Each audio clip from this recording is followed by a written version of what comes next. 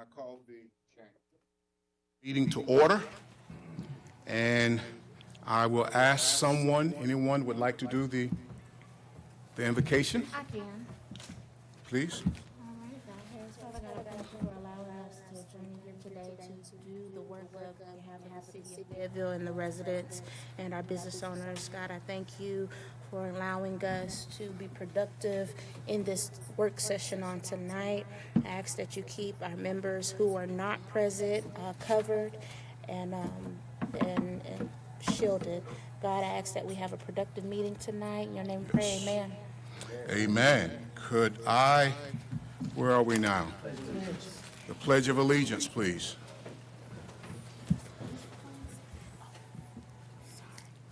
I pledge allegiance to the flag of the United States of America and to the republic for which it stands, one nation, under God, indivisible, with liberty and justice for all. Could there be a motion on the So move. table to approve the agenda? So move. Okay, it has been moved by Councilwoman Ingram and second by Council Member Thompson. All in favor? Okay. And we can now move to our agenda items, but before we move to those items, those that are here, I wish everyone the best tomorrow during this election season. Mr. City Manager, is in your hands. That's a little backbite there. Thank you. If we could, as some of the committee reports, I think Councilmember Jensen, if we do have the members who are present for the committee reports, are we ready, staff, for those? How are those going? Was staff going to give the presentation or were the committee members? Committee members, okay?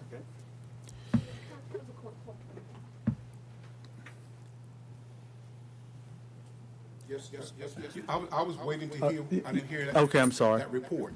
We have 4 committee reports that from tonight. Once is the Council Policy Committee, the Corridor Committee update, Stormwater Committee update, and then the Homeless and Mental Health Committee update. And we are going to hear those reports from the chairpersons or committee members tonight? Okay. Yes. Is there a question on the floor? Yes. I just want to, just ask as a process check. Is this new moving forward that every work session will have a committee update? I think the mayor had just requested it as a way to year end to close out the work that y'all have done over the last So 11 it'll months. be annual? It potentially could be, yes, ma'am. Okay, thank you. Okay, until I get to my computer, we can move forward with the first committee Yes, sir. report. We have here homeless and mental health. Sir, are you ready? Absolutely. Yes. Michael, there we go. Greetings, colleagues. You'll see from the document that's uploaded to our work session agenda a 2-page update that speaks to the purpose of our committee, the objectives that we identified early on, some of the successes and accomplishments, as well as some lessons learned. When Mayor Colvin asked for the Homelessness and Mental Health Committee to come together at the start of this first term, I was excited to see that the City Council was prioritizing this issue because we know that homelessness is very unique. As many individuals that are out there is as many solutions as we'll likely need. Some folks are dealing with mental health. Some folks are on the brink of homelessness, living in their car, living in very pricey motels on a day-to-day rate, and they all require very different solutions. So we began by identifying the many partners that exist within our city. We were meeting every 2 weeks upstairs in Fayetteville because we wanted to make sure that we moved the needle when it came to this issue. That certainly was the expectation of this council. So along with Councilmember Hondros and Councilmember McNair, we identified 3 objectives, which includes, like I said, bringing in those partners, developing a greater understanding of the issues, and then creating some of the recommendations that you'll see today.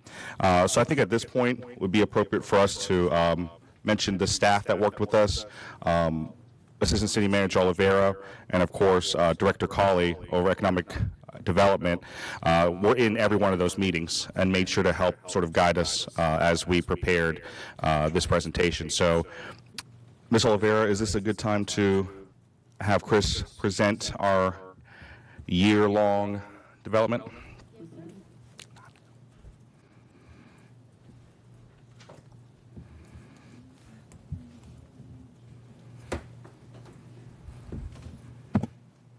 Jennifer, I might need some help.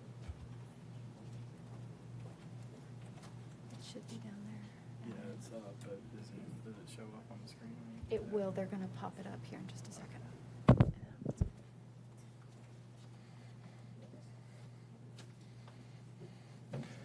So while we're waiting for the presentation to come up real quick, my interim assistant director, Alex Baker, is going to come around and hand you all a pamphlet that is part of the work that the committee did that we'll talk about, but wanted you all to have that.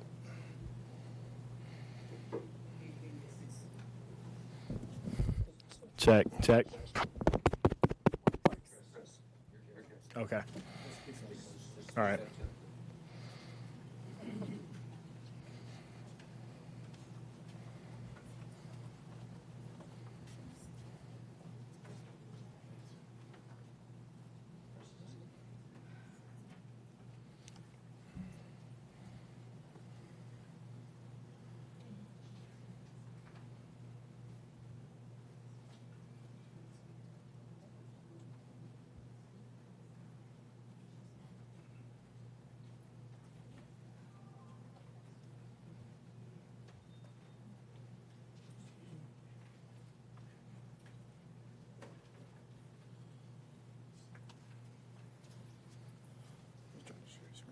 Yeah.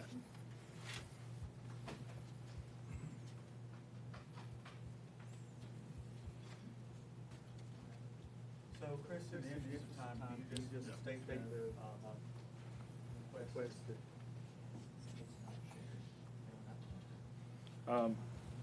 Yeah, let me just flip through here so I can kind of get my discussion points, and we'll walk through this here. This presentation will be made available with the agenda packet after we look at it here. But since we're having a little bit of technical difficulty, we'll just go through it here. So, as Councilmember Benavente said, Mayor Colvin established this about 12 months ago. To look at the entire spectrum of homelessness, to include people who are at risk of homelessness and those affected by it. The goal that they made and established for themselves early on was to come up with policy recommendations that City Council could or could not act on in order to address the issue. So some of the initial work we began in November of last year, developed that committee charter to guide it, created a partnership with the Continuum of Care, which is representative of our local service providers that work in homelessness. Developed a deeper understanding of the coordinated entry system, and learned a lot about some of the successes and challenges of local partners like Alliance, Behavioral Health, Recovery International, the Housing Authority, and the faith-based community. The committee also followed the Day Resource Center as it opened up and developed an operational plan very closely, and monitored the Impact Reduction Program, which is how we address some of our high-risk encampments that had public safety and health issues. Early on, the committee, as they were learning this stuff, realized that they needed to come up with educational materials. So there's 2 educational materials that are on our website, how to access the coordinated entry system and what that means and how that works. And then after some discussion tonight, we'll be putting our interlocal agreement up with the city and the county so that there's a visual of how those funds are spent. As I mentioned, we also created this homeless resource pamphlet here. In the interest of time, I had no intention to go through the pamphlet in detail with you. If there are members of the public who would like a copy of it, Alex has those as well. And so if you can jump to about 4, I think we'll be there.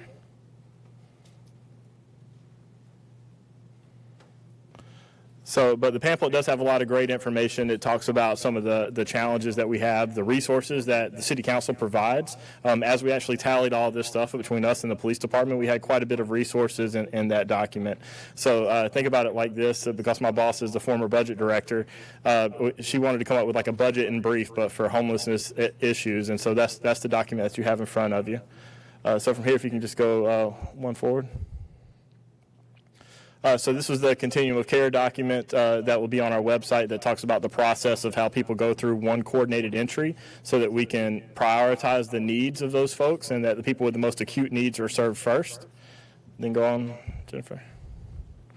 And this is the interlocal agreement that we have. So the city and the county have a joint partnership where we each contribute $100,000.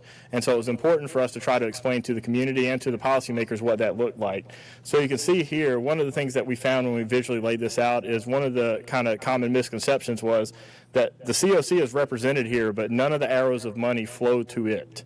So the COC is an entirely unfunded volunteer body that gets no government funds whatsoever, not from HUD, not from the state, county, or city. You can see here that HUD directly funds the county to do a COC coordinator position for about $28,000 a year, and then the rest of our money helps to fund a county analyst, some IT services, and then the county gets about $115,000 a year to provide direct relief. They've spent most of that money on hotel stays and short-term solutions like that over the past couple of years. All right, Jennifer. So moving to the recommendations, I'm just going to briefly go over these, and then I'm going to ask the committee chair to kind of talk through that. So the first recommendation that came out of a lot of this partnership and discussion work is that nobody's really in charge of coordinating homelessness in our community. So the committee came up with a recommendation to direct funding from that interlocal agreement to the continuum of care so that they can take over the federal grant from HUD, and then eventually, take over the responsibility for administering that from the county, and then coordinate homelessness in our community. There's a lot of partners that need to be engaged, from the hospital system to our county counterparts to the school system, the court system, and that all really needs to be done by some central coordinating force. And when we looked and benchmarked other communities, that was what they had in place, was some group or a paid individual that was handling that and coming up with game plans for the community across that wide spectrum. The second recommendation was to work to reinstate the Joint City-County Homeless Advisory Council. So that was a body that was originally conceived of back in 2017. It met a couple of times. COVID happened. We reinstated it about 2 years ago. It met a couple of times. Scheduling conflicts came up. And so this is really something that committee said they think is something that should be a focus for City Council. And then the last request is one that was passed on by the Continuum of Care president, Ms. Debbie Brown, and that was to use our available affordable housing finance dollars to work at extremely low income levels with a focus on projects that have supportive services. I think the potential partnership with something like Step Up is a really good example of that. It takes a lot of resources and a lot of effort to help homeless folks, and they have a business model that works. So that's an example where council prioritized that. So with that, there's a little bit more that we have background information if council wants to delve into it on the funding for the first bullet. But before we get there, I just want to kick it back to the chair, and then Mayor, at your pleasure.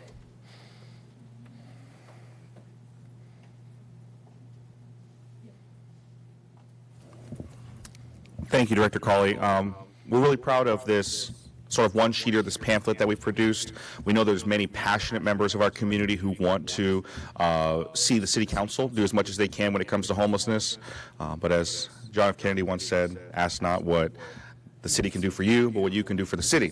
And so we want to make sure that we're arming people with the knowledge and an understanding of exactly what's available so that they can also put their hand on the wheel so they can help us sort of drive this vehicle to help improve the situation for folks that are unhoused in our community. So this is supposed to be a really good sort of first product for our committee.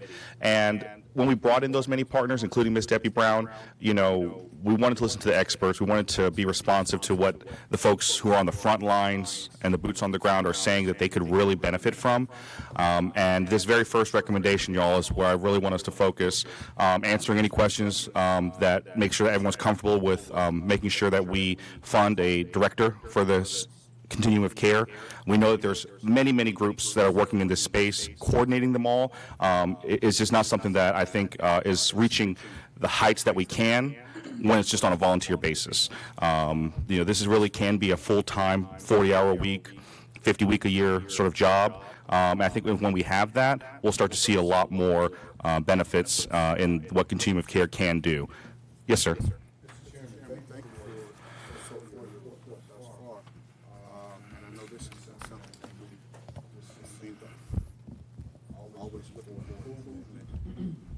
I think they're doing a great job.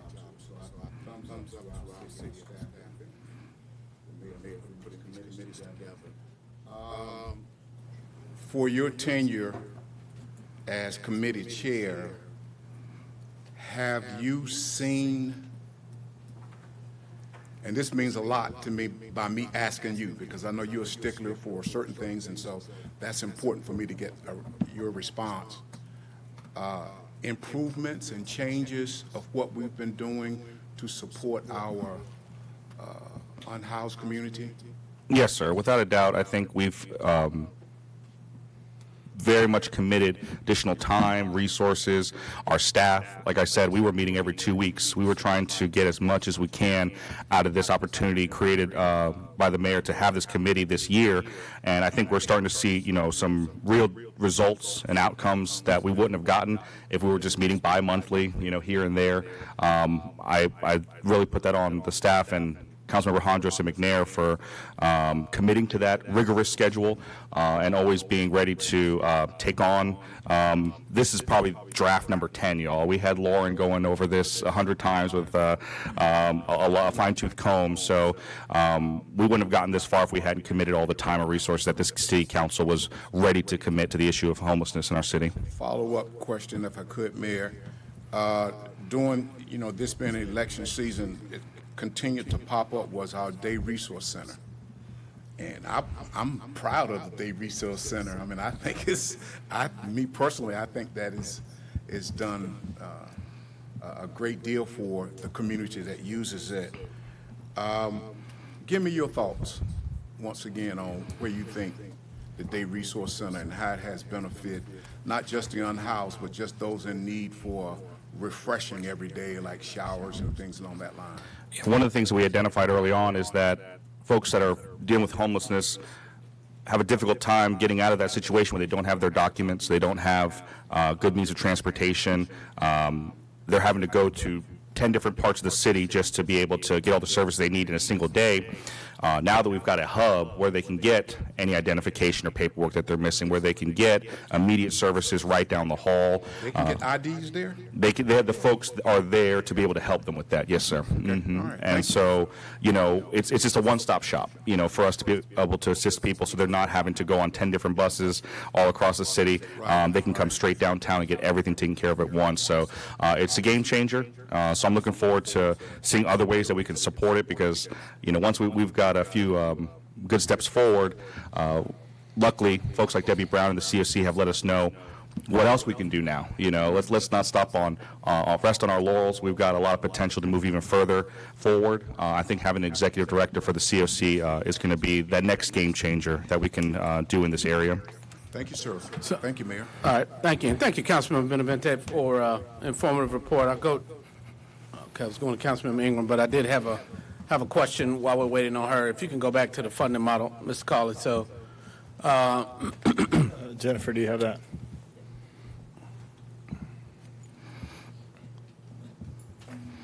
So if you move to the next slide here. all right. So as we look at this, so it's 100,000 contribution from the city and the county. I know Yes, it used to be 50 and 50, so it's 100 and 100 now.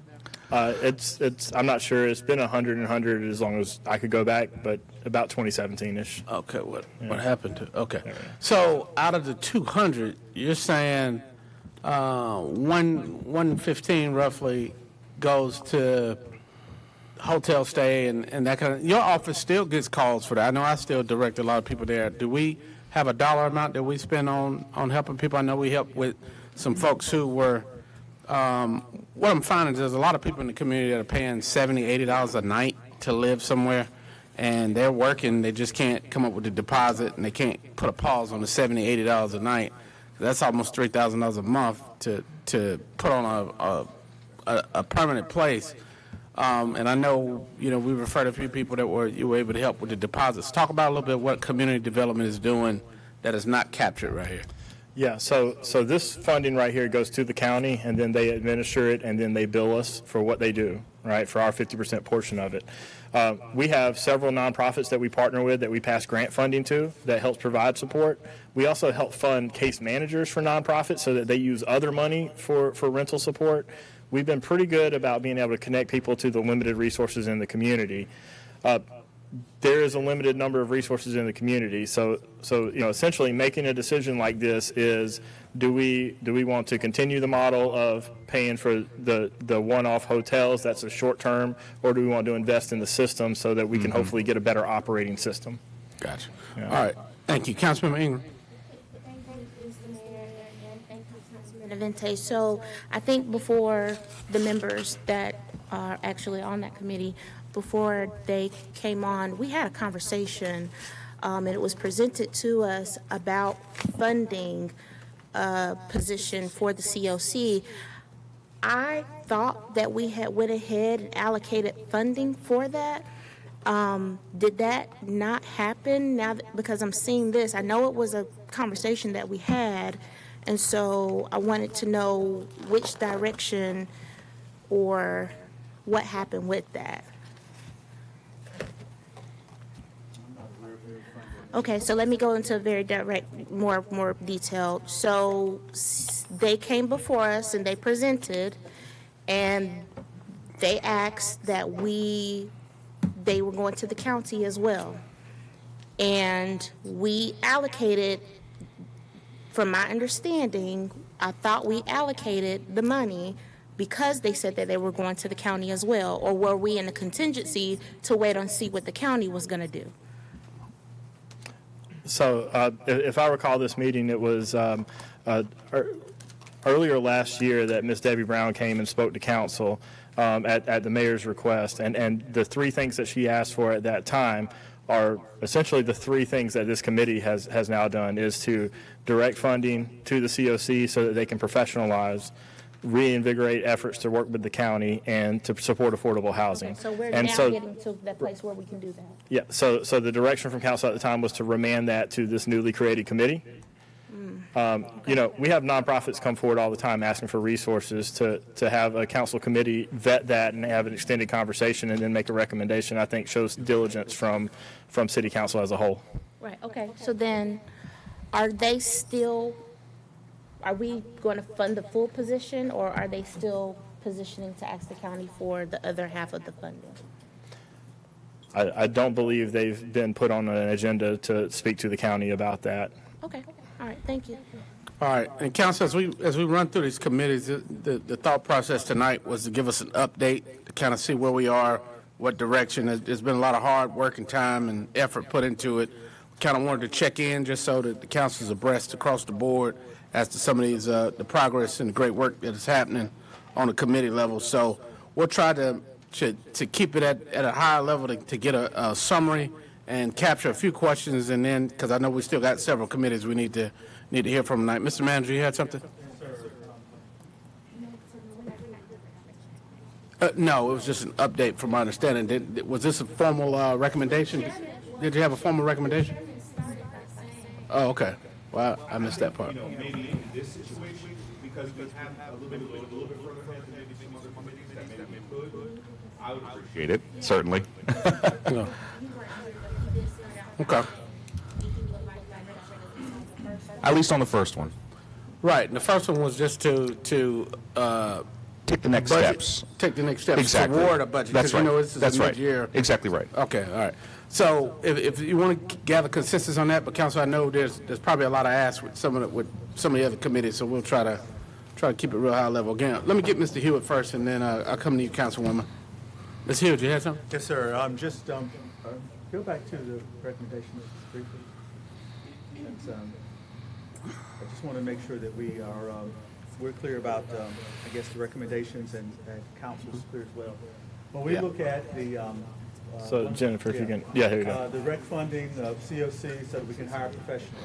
The money for the direct funding is going to come from half of the money that we are currently sending to the county, to $92,000. Is that correct?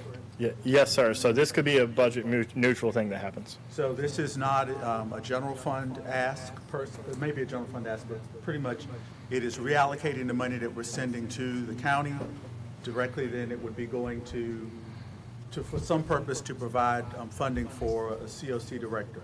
I don't know that that the committee has worked out fully. If council accepts it, then the staff would come back and figure out how and bring back to council that we would facilitate that, whether that would be a direct fund or that would be a city contract or whatever else. So- That would be, that's So right now, if you take the funding from going to the county that they're using to do hotel stay and temporary vouchers, have you discussed that with the county as to what the impacts of that will be? Chairman? The short answer is yes, in part, nothing officially, but that's where we want to get the approval now from us so that the staff can have a more formal discussion so that so we can all have, the city and the county can have a clear sort of piece of paper that says everything. Right now, we floated these ideas, we've had these conversations in preparation, but if we say yes tonight, then we can finally kind of go into those rooms saying that we actually have a vote. So just to make sure I'm understanding, so if the ask is to get a consensus to have the conversation, that's an understanding that I have. I could probably support that, but if it is to remove it and reallocate it without talking to them, last thing I want is them to say, hey, we don't have any more money. We're for not there vouchers. yet. Okay. And All then right. the second point, Mayor, was the committee that you spoke of to reestablish the Joint City-County Homeless Advisory Council.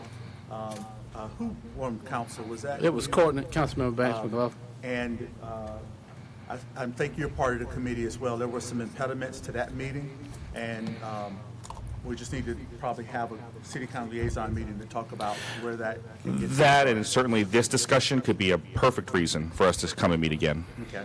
All right. Well, it's the county's turn for that, and so far they haven't had an interest in that. Councilmember Banks McLaughlin. Thank you, Mayor. Thank you, Councilmember, for the presentation, staff. I did have a few concerns. I know originally in 2009, when I was advocating for the Day Resource Center, I was under the impression that this was going to be an emergency shelter as well as providing. This was 2009? 19, I'm sorry, 2000, I'm sorry, 2019, I'm sorry, 2019, when I came up. No, I'm sorry. It feels like 2009, but since 2019, was advocating for a emergency shelter. That was the impression, as well as considering resources for the homeless individuals. Now, I visited the Day Resource Center this past weekend, and I had several concerns. I've had conversations with individuals that were present. One of the main things was a safety concern. There's currently one person, I guess you could say security guard, that's located there. There's been issues going on. I was told that one of the homeless individuals was chasing somebody with a machete. That was my first time hearing of the incident, and they are concerned as far as safety concerns, as well as the employees. There's been a lack of communication with Salvation Army, and I'll just say this is he say, she say. There's been a lack of communication. Supposedly, the other day it was cold. They were under pressure that they were going to have a white flag. Salvation Army did not have a white flag. The Day Resource Center was not open, allowing them to come in, so many of those individuals slept outside in their cars. Those who didn't have cars slept on the concrete.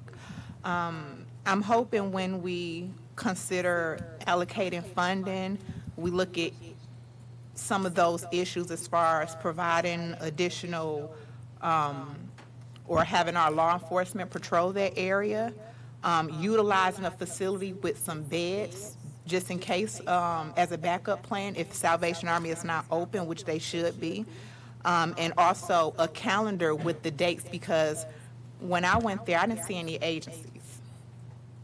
I didn't see anybody there providing any service. I had a conversation with one individual that they were helping people apply for Medicaid at that time. I think we need to have a calendar listing what, on certain days, this is the agency that's providing services, because if I was a homeless individual and decided to come in there one day, if the agencies aren't there, how do they know when to come back? So I think we need to consider those as some of the examples, and then also too with the voucher, we know that's temporary. If they're receiving a voucher to stay in a hotel, what do they do after those dates? they back in the streets. And I know that it does somewhat fall on the county as far as them getting the funding. They're, in the process supposedly building a homeless shelter, but what are we gonna do until then? And that's why I would recommend utilizing that facility. I mean, we spent millions of dollars on that facility. I think that we should consider placing some beds in there for an emergency shelter, and also having a conversation with other agencies to see who can help us help these individuals, because that was the whole purpose of this Day Resource Center.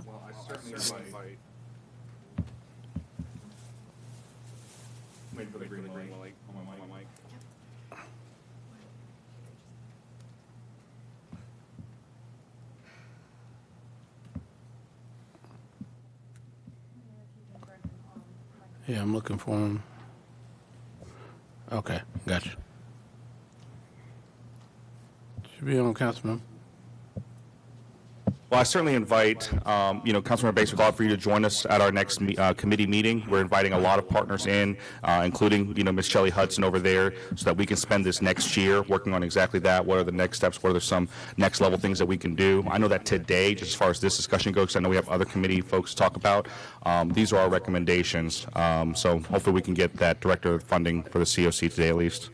Well, and to kind of piggyback on that, and I know we have Councilmember Thompson, Ingram, Hare, and then Jensen. Again, one of the things that Councilmember Banks McLaughlin, it's only been open for a few weeks, I did ask the manager to have it where the operator or the contractor comes to present the council about and answer some of the questions. There are people who stop us, in various places and raise concerns. It's good you saw something and generated some really legitimate questions. But I think for today, the committee's focus was to get us a strategy to get to first base, because this is a comprehensive solution. But I think that an entire work session, or at least this on a light night where there's not a lot of other items, give us an opportunity to talk to the contractor about the hours of operation, the partnerships that exist. Because when we went to go see Oak City Cares, it was a number of providers that shared space in there. And so I know they're still trying to work the kinks out, but that's a great time for that. But great points. I would recommend each council member actually show up and go there. It's one thing to talk to a contractor, but show up where the people that's needing the help, because they have concerns. They're the ones facing homelessness. So I think we need to have those conversations with them as well. Right. Thank you. Thank you, ma'am. All right, Councilmember Thompson, Ingram, Hare, and Jensen, and then council will try to hear from next committee. Thank you, Mr. Mayor. And I think what was said tonight is good. I visited the homeless shelter about 3 weeks ago, and I have a few concerns myself, but your analogy was good. Let's at least get it to first base, because we're not ready for second base yet. So I'll yield my questions, Mr. Mayor. Thank you. Thank you, sir. Councilmember Ingram. So, as I guess the district rep, I think Ms. Oliveira might get tired of seeing me because as soon as I leave the Day Resource Center, I head straight to her office, and I'm probably there twice a week. Sometimes I end up spending all day there, which trying to help out, which can throw my day off sometime. So I'll run through this very quickly so you can kind of understand kind of what the conversation has been having. So security, there were major security concerns. It still remains security concerns. There was a switch over in security. However, that is still progressing. Emergency shelter, just like many of you, I was also shocked that we were not open for emergency shelter because what I can say confidently is when we were going through this process in 2020, 2021, we were told that it would be emergency shelter. I think the caveat is we weren't specifically told what for. However, emergency shelter, we don't always control the plan. I don't think we control the plan at all for emergency shelter. That is the county. And so even if, from my understanding of asking these questions, even if we said we're going to open our doors for emergency shelter, I think it's up to the county to say we want that facility or not. Salvation Army, about a few weeks ago, the Salvation Army, and I feel confidently saying this, the Salvation Army did a reposition on our provider, and kind of put our provider in a very uncomfortable position in relation to how we help the people that are coming to get support, which prolongs them being able to get someplace to lay their head at night. So there does need to have a deeper conversation in how we're supporting the Salvation Army and the communication that is coming back from the decisions that they are making. I did talk about security, and so I just wanted to share, one, the homeless committee is doing a great job. Our staff is doing a great job. Are there still concerns? Absolutely. I think we've had some individuals that had to get like a 30-day break from going to the shelter because of civil issues of, wanting to cause harm to each other. And we all know mental health related. But I will say at the end of the day, it is working to help people. I'm hearing good still come out of it, even though we are still working through problems. So I'll lean on let's get through past first base, but I definitely would like to know more about how, if possible, we can use this for emergency shelter, but sending that to the county because we don't have that control. Thank you. Thank you. All right, Councilmember Hare and Jensen, then we got to move, guys. Yes, sir, Mayor, and I'm going to stand down on a couple of the questions, but one thing that was in my mind, I know we've had that discussion, was white flag, and I was just throwing that out there because I know that is a concern in the city as we deal with the wintertime. So just throwing it out there as an area of discussion. Thank you. Yes, sir. I think you and Councilman Ingram were both correct. The county decides when there's a need for additional shelter. They reach out to us, and we will open up one of our recreation facilities as needed. The Day Resource Center was designed for potentially as an emergency shelter, but that was ideally for if we had a long-standing issue such as a hurricane or something else like that where we needed recovery afterwards. But again, that would be decided in coordination with the county, because how it works under our emergency management paradigm that we have is that the county will call us and say we need to activate a shelter. They will then staff it. They will then provide the beds, and they will provide the food. All we do is provide a room. When we had the most recent cold snap, I was in communication with the county manager, and the county manager made me aware that they were concerned about the capacity issues, and they reached out to us, and we were prepared to assist them if they had made a call to activate an emergency shelter. But Mayor, if I could, when we bring back the folks to talk about the Day Resource Center, it probably would be helpful too if we could have a short conversation with the county as well about how they activate the emergency shelters and how they staff them. Providing a location is one thing, but having something where you have people who are vetting who's coming in the door, who can sleep beside each other, who can't stay at the shelter, who has weapons, who may not have weapons or anything like that. The county has that system in place. But as you can see, we have a lot more work to do on the homeless and mental health, and I think that speaks to the wisdom of having this committee stood up.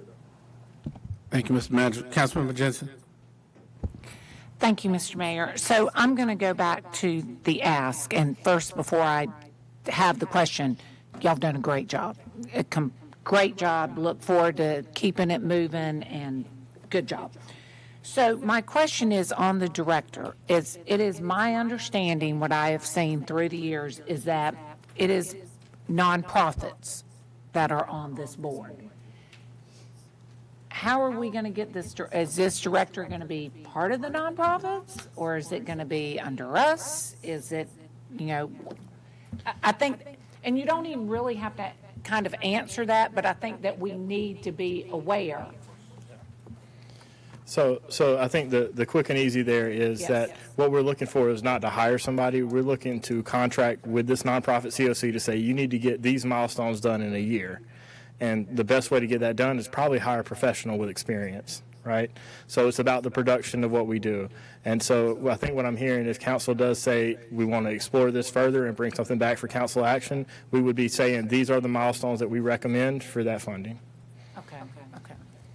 I'm good. All right. So, council, before we move it, so Councilman Benavente is looking for consensus for support to move to authorize manager and Mr. Colley's department to get a contract that I guess they will bring back to council for execution and appropriations if council, ma'am.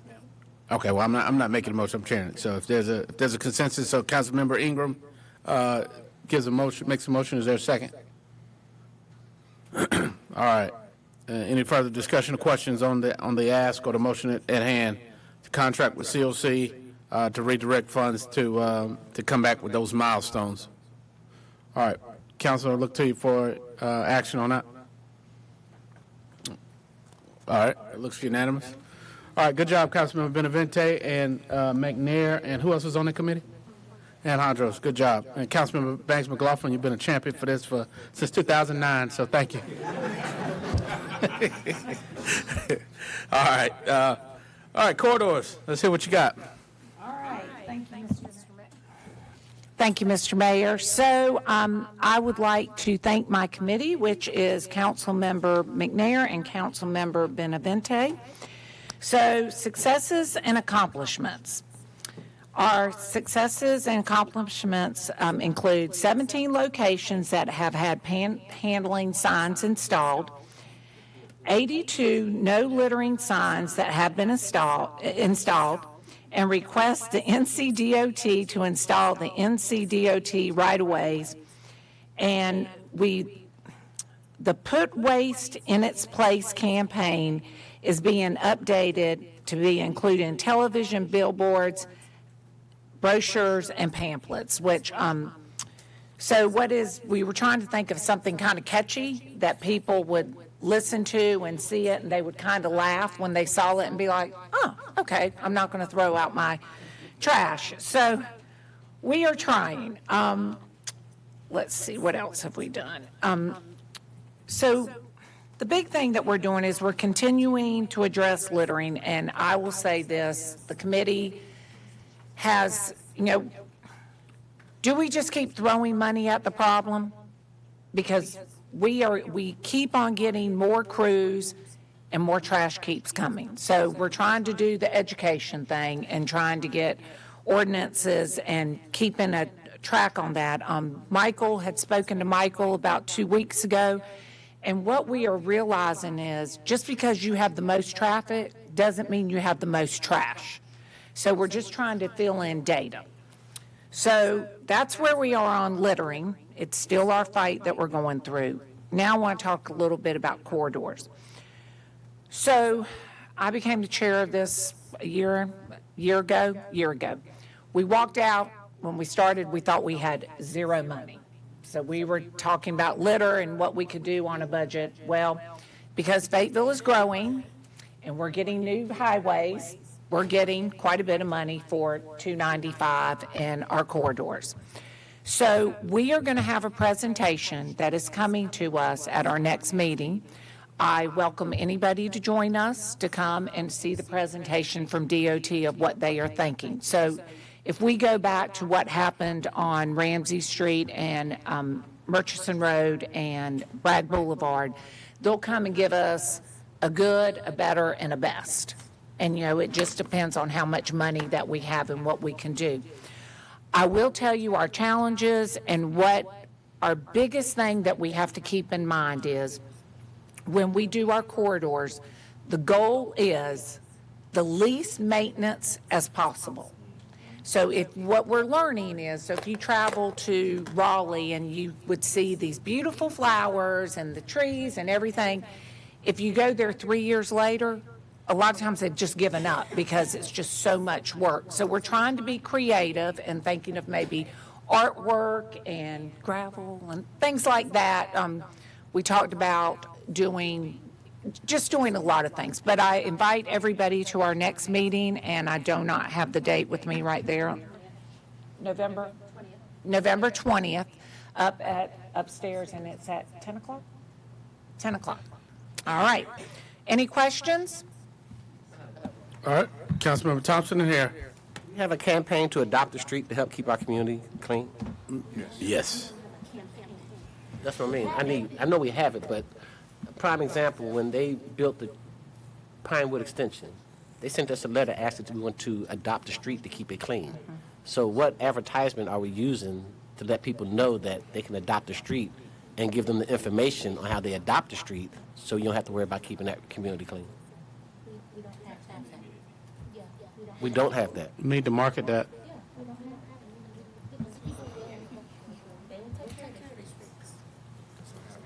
All right, Okay. Councilmember here. Thank you, Mayor. I'm hoping or thinking that when I was in Greensboro and I saw that particular kind of sign about no littering, I'm thinking that's somewhat of the style that we're using, that the committee just spoke of. And also, I mentioned at a work session or another meeting that a constituent brought up, I thought it was a fantastic idea.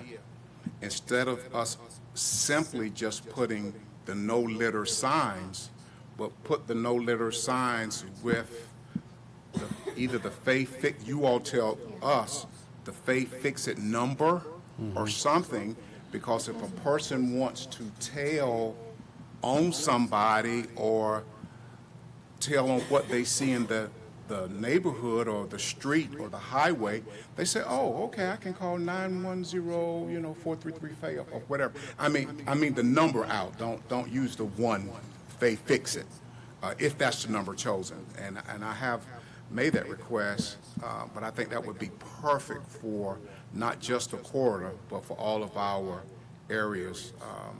And I give thumbs up to one of my residents that shared that with me, and I have shared it before. Okay, thank you, So, Council. I'm sorry, if I may, I didn't tell us what's next and for the Okay. future for us. We are working on downtown nighttime landscaping, so that just started out at our last meeting. We'll be able to bring that to you.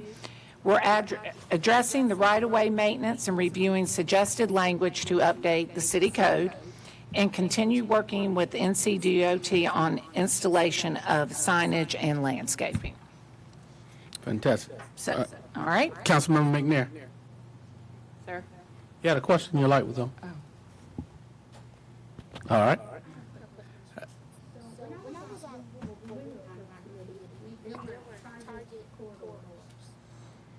Has that list grown, lessened, but it's grown? It has grown. That's all I and need to then hear. If you come in November 20th. That's all we're I need gonna- to hear, yeah, because yeah. I already know where it's grown to. Thank you. All right, I did have one question. Back in 2009, when I chaired this committee, When you were 18? yeah, they had these signs. So they had, we replaced it with the new logo signs. And I still saw a few of those hideous burgundy-looking signs. Did we get all of those removed? Well, there was one on 301, there was one somewhere else that had the old Fayetteville script, so. Yes. Those are being redone as we speak.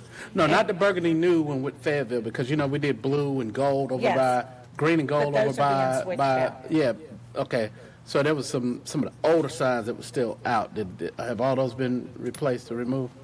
Likely not. There's a iterative process, and it's one that we will catch as budget. So we will come back to you guys with an answer for that. Because as we're rebranding, right, we've got three different scripts that are being displayed. You've got the burgundy one, We're changing those. you've got the one that we did back in 2009 when I was the chair, and then we've got that now. We got the monument That sign. is changing. So the new ones that we did when you were the chair, and we did the different colors, those are being changed out. Okay. Those are being changed out, and we still are keeping the theme of the district. All right, last question I'll say. Methodist does a great job with putting their paraphernalia on the poles. We added attachments back when I was on the corridors to other poles throughout the city, and PwC worked with us.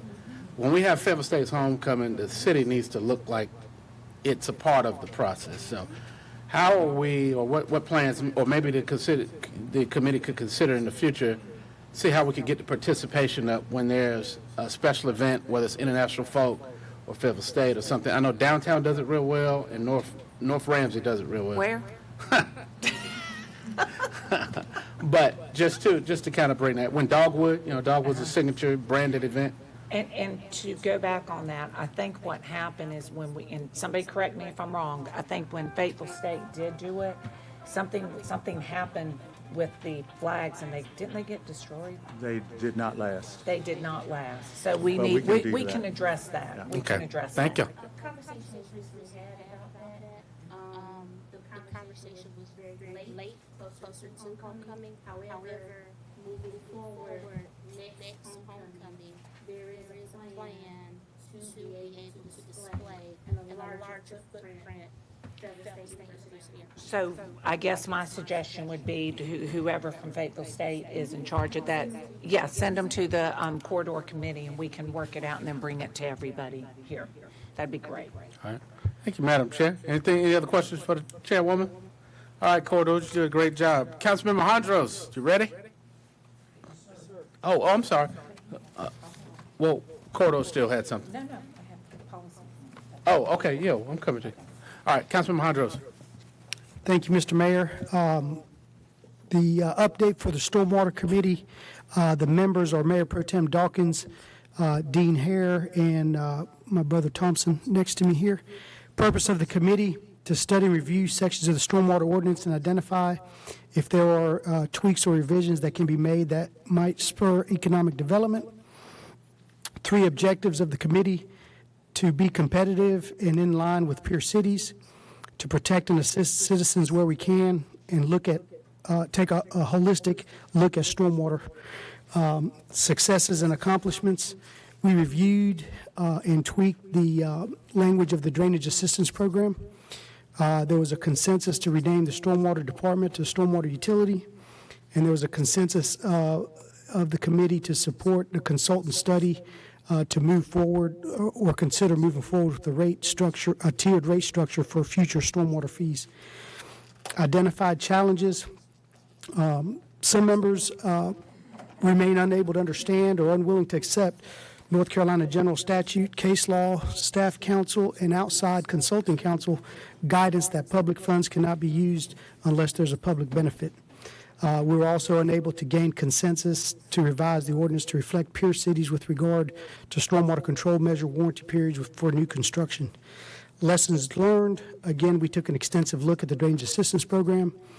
We had thorough updates from staff on our watershed studies, ongoing watershed studies. We had thorough staff updates on our ongoing CIPs, and again, we had staff and outside counsel educate and inform us about public funds and where they cannot be used for benefit of private property owners unless there's a public benefit. What's next? Future plans, Mr. Mayor, we're mission accomplished. We're awaiting either future updates from staff or further direction, instruction from you. I appreciate that, Councilmember Hondros, Mr. Chairman. So just a question for you. I know some of the thought process behind creating the specific Stormwater Committee was kind of a spin-off from the UDO. There were some things that the UDO could not address that were in the Stormwater Ordinance. Aside from drainage assistant and the off right-of-way properties, did you all have a chance to speak to any of the community members and see what areas of the ordinance could be adjusted like we did UDO? Yes, sir, but, we couldn't come to a consensus. Okay. It's tough work. It's tough work. All right, Council, any other questions for? Any other questions for Stormwater Committee members? All right. Well, he answered. He just said that the committee didn't come out with any additional ordinance change recommendations because there was no consensus, right? Correct. We made some minor revisions to the drainage assistance program. That was about it. Okay. All right. Okay, any other questions? All right, moving forward, we'll go to Policy Committee. Councilwoman Jensen. Thank you, Mr. Mayor. So, first of all, I would like to thank my committee, which is Councilmember Hare and Councilmember Thompson. We started this committee, something happened on council, and we started looking at our policies and said, okay, let's start a committee and go through all the policies. And we have literally opened up Pandora's box, and it has been very interesting. Fun fact, there are policies that are older than me, and I am old. So we are really catching up with the times on a lot of things. So we meet twice a month. We started out in a big bang. I would have loved to have something like this for y'all, but it would have been a binder about this thick. So we have gone through a lot, and, you know, I always say when you get something big, you catch the elephant. If you have to eat the elephant, you start off with the toe. Well, we're eating the elephant, and we're going back because we're realizing decisions that we're making, times are changing really quick. So we thought we had gone through most of everything. We're using the policies and realizing that there are some other things that we need to look at to be a sign of the times. So our purpose is to review all city council policies to determine if they are still necessary or of use or serve a purpose. Make recommendations to the city council to update and rescind policies that require revisions or removal. So, what we have learned, we need to look at, wait a minute, wrong one.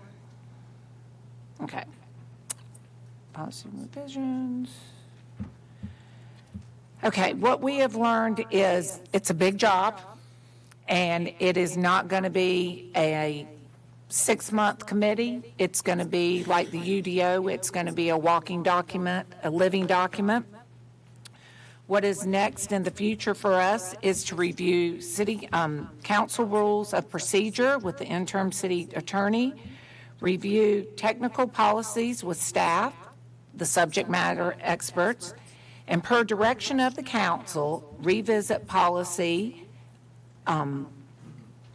all policies, board of commissions, and membership and removal is where we are right now on things like that. There are a lot of things that we are looking at. I will bring it up, meeting times, things that we can do more efficient as a staff and as council. So any questions? Madam Chair, could you also share, we had 2 very important items that we recently were dealing with on council, and I think we made some revisions for it. I don't see it here. So this is just an update, and when we do our presentation, I was thinking we could do it then. And one of the, the main one was the boards and commissions. Okay. Council, any questions, comments for Chairwoman or the committee? All right, good job, y'all. All right, committees, thank you for your work. Diligent, I know it's tedious, but you guys have done an awesome job with that and keeping the focus and attention on some of these very important initiatives that the city has, so thank you. All right, moving to item 4.02, traffic calming measures. Who is the hey, Ms. Sheila. How you doing?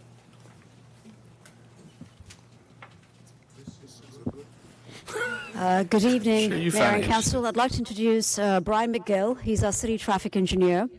And Brian is going to be talking about traffic calming measures. If you recall, this was part of an administrative report a couple of sessions ago, and it was asked to be brought to the work session, and we're doing just that. And with that, I'll turn it over to Brian. Thank you.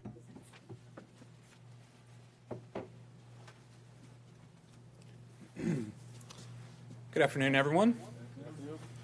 All right. Do I have control here? Yes, you should have control. Okay. I'm going to go ahead and do this. Oh, let me do this then. I might have already messed up. No, it's there. This here. And Share screen. And Just then be that one there. just click that one. Oh, the actual screen? Okay, yeah, sorry. Here. There you go. And then, perfect. Presentation mode. Awesome.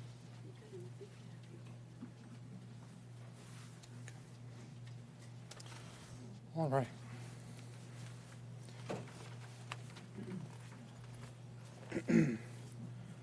So, as my director was saying,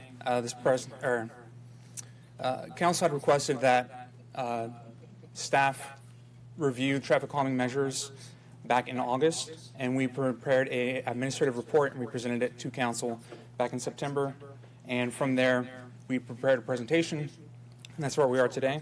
To provide some context for traffic calming measures, we wanted to also kind of give a baseline for where we are. And the baseline is kind of tied to our residential traffic management program. Our residential traffic management program deals with really speed humps and multi-way stops. And those are the two measures that we have for dealing with neighborhood traffic calming measures. The speed humps are the main effective way to deal with speeding inside of neighborhoods. Multi-way stops are for the way to deal with safety issues at intersections. And the speed humps are kind of the most efficient manner that we have in the city today. Whenever you're thinking of traffic calming measures, that's what we see in most neighborhoods. The requirements for installing speed humps and multi-way stops, they vary depending on their location, but it's typically traffic volumes, the length of the road that they're going to be at, the speed for speed humps, the crash patterns for multi-way stops, and then community support. And that is a big factor for installing these measures. You have to have community support to be able to install these things. And then there are ways for non-compliant installation to proceed with speed hump or multi-way stops. That is, if for some reason a speed study is done and a speed hump does not qualify for installation, then citizens still can request through other means to install them. But because council wanted more than just speed humps, and just speed humps, they asked what other tools are in the toolbox. Well, I wanted to provide the entire toolbox to you all. I didn't want to limit what tools are in the toolbox, and so that's what I wanted to bring to you today. Traffic calming measures can be kind of categorized in three main categories. You have horizontal deflection, and that is it prevents you from driving straight. You have vertical deflection, that is your speed hump. That is, if you are driving over it at a high speed, you're going to come out of your seat when you go over it. You also have street width reduction, which has to deal with driving behavior. That is, you feel the road kind of closing in on you, and you kind of want to slow down because something might come out from behind a curve that you might not be able to see behind. And this sort of happens in the downtown area. This is, oh, hey, I can't see around a car, so I'm going to slow down a little bit because a pedestrian might walk out or a car might be backing out of a parking lot. Since the administrative report has been submitted to you all, there have been one or two other traffic calming measures that we have added. This is based off of some understanding of what may have been requested from council or from other people, other measures that were requested to be discussed during this presentation. But looking at the overview of the entire presentation before we dive into the individual measures, we wanted to focus on permanent traffic calming measures, not something that is here today and gone tomorrow. So we didn't really focus on, temporary measures like police presence. We also did not initially review something like a speed limit sign, because people can ignore speed limit signs unless police are there. We did not look at gates, because that's really reflecting the flow of traffic, not necessarily their speed. Pavement markings, because that does not physically stop people from speeding. That's really just kind of asking them to stay in their lane. Corner radius reductions, which is making just the corner sharper. That is more of a safety concern. Textured pavement and rumble strips. Textured pavements are more like brick and cobblestone, like Hay Street has. It is a way to slow people down. It is not cost effective for neighborhoods. And that is what a large part of this presentation is about, is how to slow down speeders in neighborhoods. because that is where a lot of the requests from citizens are about, is speeders in your neighborhoods. Rumble strips were not initially reviewed, but they are in this presentation, and so that'll come towards the end of the presentation. And the streetscaping and landscaping, that is a street width reduction measure, and that is part of a kind of a broader umbrella as part of other measures that will be discussed in this presentation. But the layout of this presentation format is kind of what city staff would recommend in most cases to what they're least likely to recommend from the toolbox. But just because we're more likely to recommend one thing over another does not mean that we will not recommend them ever. So the further we get along in this presentation, just keep in mind that we're still on the table for recommending all of them. It's very site-specific. The reason that they're site-specific is because last fiscal year we were working with $70,000 for traffic calming measures, and the majority of traffic calming measures were tied to speed humps, with a handful of traffic circles as one of the options. This fiscal year, we're working with $50,000, and half of that has already been encumbered with speed humps. So we're effectively working with... Yes. So we had 70. One of the most important things that we need to do. Yeah, I think we, as a new council, we need to look at that. Yes, the 70,000 was encompassing studies. It was also construction and maintenance, so. Yes. But we are effectively working with $25,000 for this fiscal year, currently, for the remainder of this fiscal year. Okay. All right. All right, I will.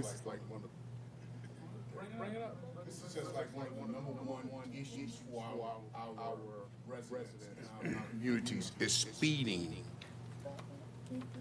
So we got to do better in the budget.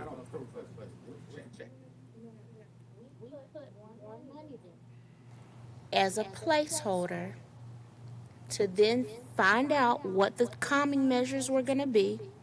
And then once we got the calming measures, we would decide on that and then spend the money that we allocated.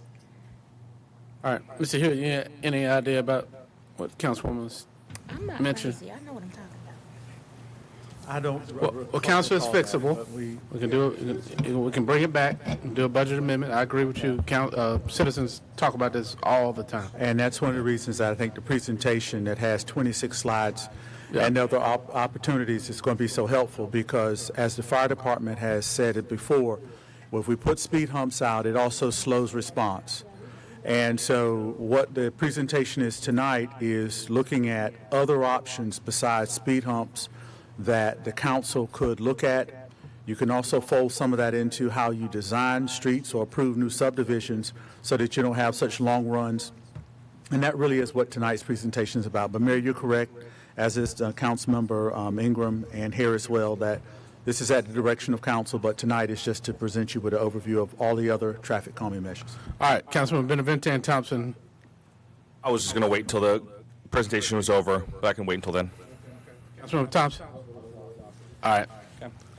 All right, so, and just as a preface to moving forward, there are 18 traffic calming measures going forward here.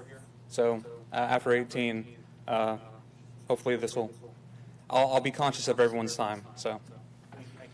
So as a baseline, everybody is familiar with speed humps. And as you might be familiar, these are sort of more appropriate for your neighborhood roads. These would not be appropriate for your major non-neighborhood roads. This would not be something that you would want to see on, say, Fort Bragg Road. But the concerns that you would address with the speed hump would be speeding. And so this is a major countermeasure for speeding, but it wouldn't be a major countermeasure for, say, congestion. A alternative to the speed hump is a speed cushion. And a speed cushion is essentially a speed hump with channels cut out of it. And it allows fire engines that have a wider wheelbase to travel through it at a slightly higher speed. And it has a lot of the same positives that the speed cushion has. It does cost slightly higher. There is a small detriment to it in that if you have a lot of motorcycle riders in the area, they will travel at speed through those same channels. No. No. If they are designed correctly, they cannot. Speed tables / raised crosswalks. These are most appropriate where there's a lot of pedestrian activity. And so you will find these more commonplace in other cities and other towns in main downtown areas and main downtown streets. But you'll also find them in some neighborhood areas. They're very effective at reducing speed, but they are also incredibly effective at increasing ADA accessibility or pedestrian accessibility. And they're also effective at reducing crashes with pedestrians. The problem, or one of the challenges that you have with them, is their cost. The cost for implementation is almost double of what it would cost for a speed hump. And so it's really effective whenever you have pedestrians in the area, but if you don't have it in a high pedestrian area, then it's less impactful. A traffic circle, which a lot of people confuse with a roundabout. In the engineering world, we kind of get hung up on specifics sometimes. It's a fault of mine, and I'm trying to work over it. But a traffic circle, the major downfall of a traffic circle is it is not designed to roundabout standards. And the layman way to say that is a large vehicle like a fire engine cannot make a left turn inside of the traffic circle without striking whatever is in the island or striking the island itself, because the traffic circle is small. Whenever you place a traffic circle in an intersection, very rarely do you actually adjust what the intersection is. You're not widening the intersection. You're just putting concrete in the middle of it. Some jurisdictions have gotten around this by allowing fire engines through emergency services, when they get to the traffic circle, to cut the traffic circle short and make an illegal left turn, driving against circulating traffic. And they do this basically letting the fire engine drivers say, hey, as long as there's no cars coming, go. As fire engines can do it, people might see it and they might also do that as well. So your residents in the area, they might catch wind, and that's one of the downfalls of traffic circles. But benefit of the traffic circle is the same benefit that you would find from roundabouts. They do reduce speeding. They can reduce crashes and congestion. Median islands. Median islands are appropriate on effectively all road types. You'll find them on non-neighborhood roads, so something like Fort Bragg Road or Village Drive. They are effective whenever there's pedestrian activity because they can also be used as pedestrian refuges. So not only will you have the speeding reduction, but you would also have the ability to enhance pedestrian safety for pedestrian crosswalks.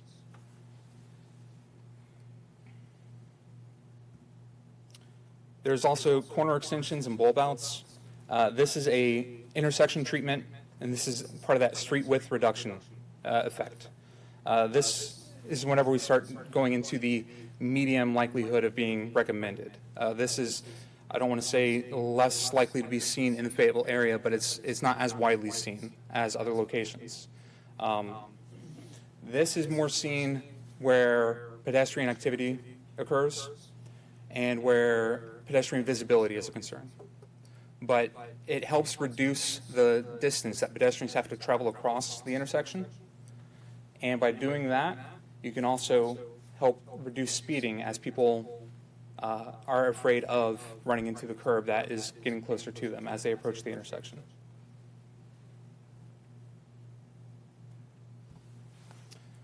You have on-street parking, which is sort of a double-edged sword. On-street parking is effective in neighborhood areas and in downtown streets.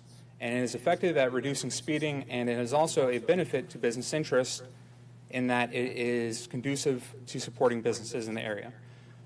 The downside of it is only effective whenever vehicles are actually parked there. If there's no or if there are no people parked there, then it's essentially just open pavement. And whenever you have wide open pavement, people are more likely to speed. It's because they're comfortable speeding because they're not afraid of hitting anything in the road. The image here you can see is angled parking, and we have angled parking here along Person Street.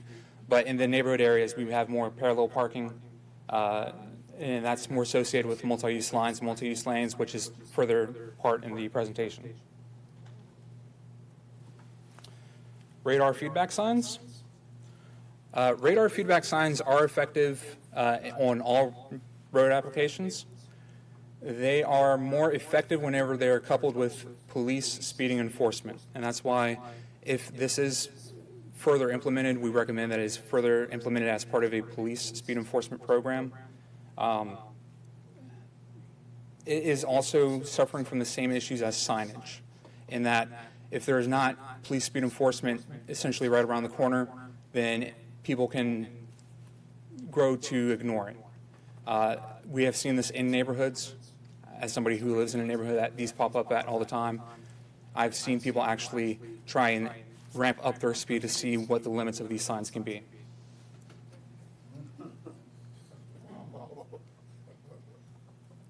The road diet. Road diet is a very touchy subject.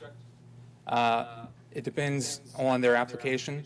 If done improperly, then it can really mess up a road. However, if done properly, then it is a benefit in every concern that you could think of. It can increase safety, it can improve mobility, it can reduce speeding, and it can increase business interest in the area. The downside of it is not truly effective inside of neighborhoods because the road types that it would apply to are not typically found in neighborhoods. Your neighborhoods are typically 2-lane local roads. They're low speed. The road diets are typically found for multi-lane, 4-lane, 5-lane, even potentially 6-lane roads that might be over-designed and rarely used to their full capacity. And that's why you can see here we're reaching into the low recommendation likelihood. The full-size roundabout. Full-size roundabout, the challenge with the full-size roundabout is its footprint. The size of a full-size roundabout is prohibitive to place inside of a neighborhood. Couple that with the price tag associated with it, and it is essentially a non-starter for neighborhood roads.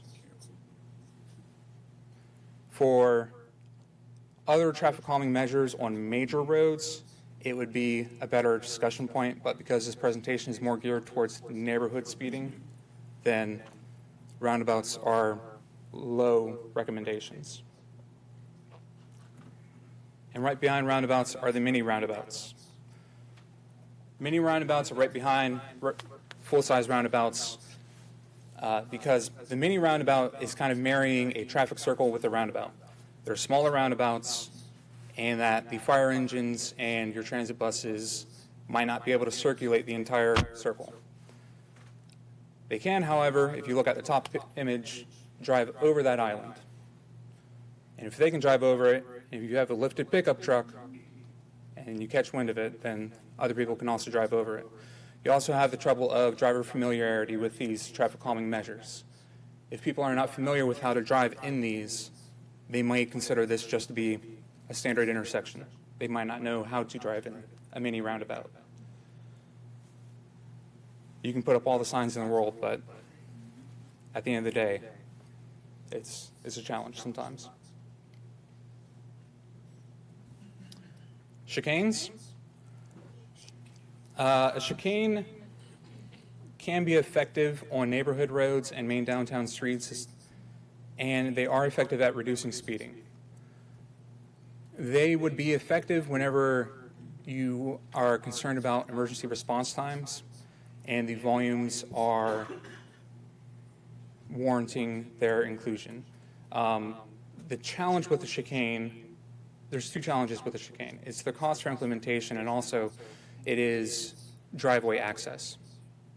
Whenever you place a chicane in, then without delineation between the roads or between the lanes, like the bottom picture you can see, there's a median there.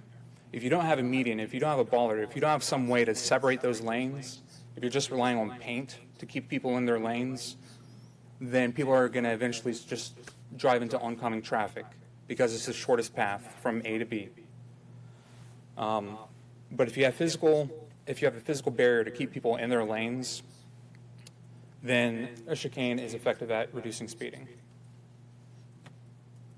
A choker is essentially a bulb out or a curb extension that we previously discussed at the intersections, but it's moved to the mid-block location. And this is essentially a street width reduction that improves pedestrian accessibility. It has the same benefits as you would have from a bulb out, but again, it's one of those issues where the further you get away from a choker, the less efficient that the traffic calming measure would be. And for the cost range that you would implement a choker for, you would have more efficient application of a speed bump or 2 or 3.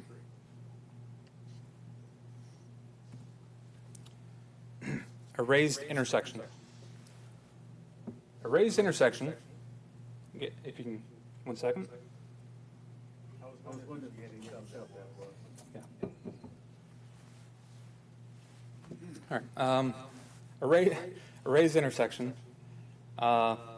Raised intersections can be implemented inside of neighborhoods. You'll find them more commonplace inside of main downtown streets. They are effective at reducing crashes and improving accessibility and reducing speed. They are effective at pedestrian safety and ADA accessibility.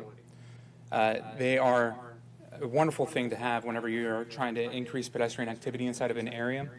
However, the cost of implementation is oftentimes a barrier for implementation. A realigned intersection. A realigned intersection addresses 2 main concerns, and that is speeding and crashes and safety at a T intersection or a 3-legged intersection. And because of the considerable geometric change, that is, you're changing the geometry of the road to implement this, because of that, it is primarily low on the list of recommendations, typically. These type of intersections, the realigned intersection, is normally only found inside of neighborhoods.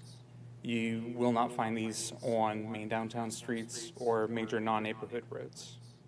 There's just too much volume going through them for realigned intersections to work correctly. A lateral shift. A lateral shift is like a halfway chicane. You basically just take a step to the right, and that's it. Or you take a step to the left, and that's it. A lateral shift without something in the middle of the road, like a median or a bollard or an island or just something to stop people from driving straight over that paint that you see in that bottom picture, it's not going to slow people down. A lateral shift, it does address some speeding concerns. It is not as effective as addressing the speeding as a speed hump would. A lateral shift is also, lateral shifts are typically installed whenever speed humps cannot be installed. You'll find these more commonly on major non-neighborhood roads and inside of areas where speeds are higher, but they are too high for speed humps to be installed. Multi-use lines and multi-use lanes. Multi-use lines and multi-use lanes, they are not a default speed countermeasure, and this was not inside of your administrative report. They are not a default speeding countermeasure. They are effective, anecdotally, they're effective at reducing speeding. But that is based off of what we have seen from our field implementation here in Fayetteville. Anecdotally, we've seen speeds drop by 1, maybe 2 miles an hour. They're not as effective as speed humps. They are useful for giving citizens inside of their neighborhoods spaces for walking, spaces to park, spaces to play, but it has a small street width reduction effect on them, on drivers, but it is not as effective as the other traffic calming measures that were previously discussed. And then rumble strips and rumble stripes. Rumble strips and rumble stripes are primarily a safety countermeasure. You will typically see these whenever there are crash accidents or there is a history of crashes in the roads. And typically you will find these whenever there is a sudden change in the road type, or you will find these whenever there is a history of lane departures. You'll find them on curves in the road or even on center lines, and you'll not typically whenever there is a speeding issue, because there's also sound issues typically associated with these as well, as a concern for neighborhood speeding implementation. And so, that is why those 18 traffic calming measures were presented in the order that they were for this presentation. I did not think that that was going to cover that up at the bottom. Let's see. So, the traffic calming measures that were discussed, we just went over there, they're presented in that order because those are the way that staff have seen them to be the most efficient manner, and the tools that we have available for the sites that we're seeing these issues crop up at. We have here on the slide an equivalent number of speed humps, and that's because we're most familiar with speed humps, and the speed humps are something that you might see inside of the neighborhoods and you're most familiar with as well. As an example, if you were to build a... Yes. Council, I know that we had. One of the things that we wanted to do tonight, though, was we wanted to give you the breadth of the information. It had been provided in an administrative report, but we would welcome an opportunity after you've had a chance to look at this and consider where some of these might be appropriate in your neighborhoods. I know there was some questions about budget and funding and stuff like that. If you want to come back to that, or if you want to give questions and directions now, we can do either one. Just so let us know. But excellent report. All right, yeah, feel like an engineer, man. Very thorough. All right, so let's start with Councilman Benavente, then Thompson, and Jensen, and then Hare.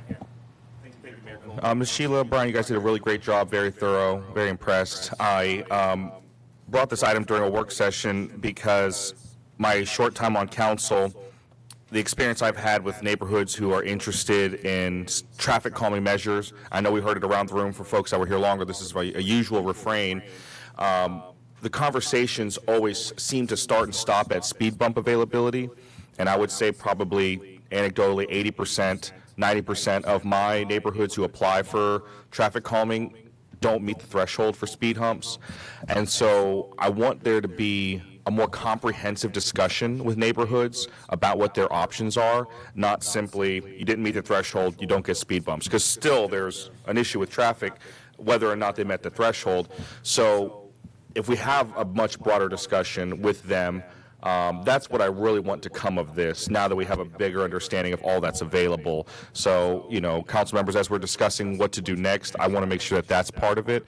How do we change sort of the current status quo letter that goes out to people when they say, hey, they say they want speed bumps, but they really just want traffic calming.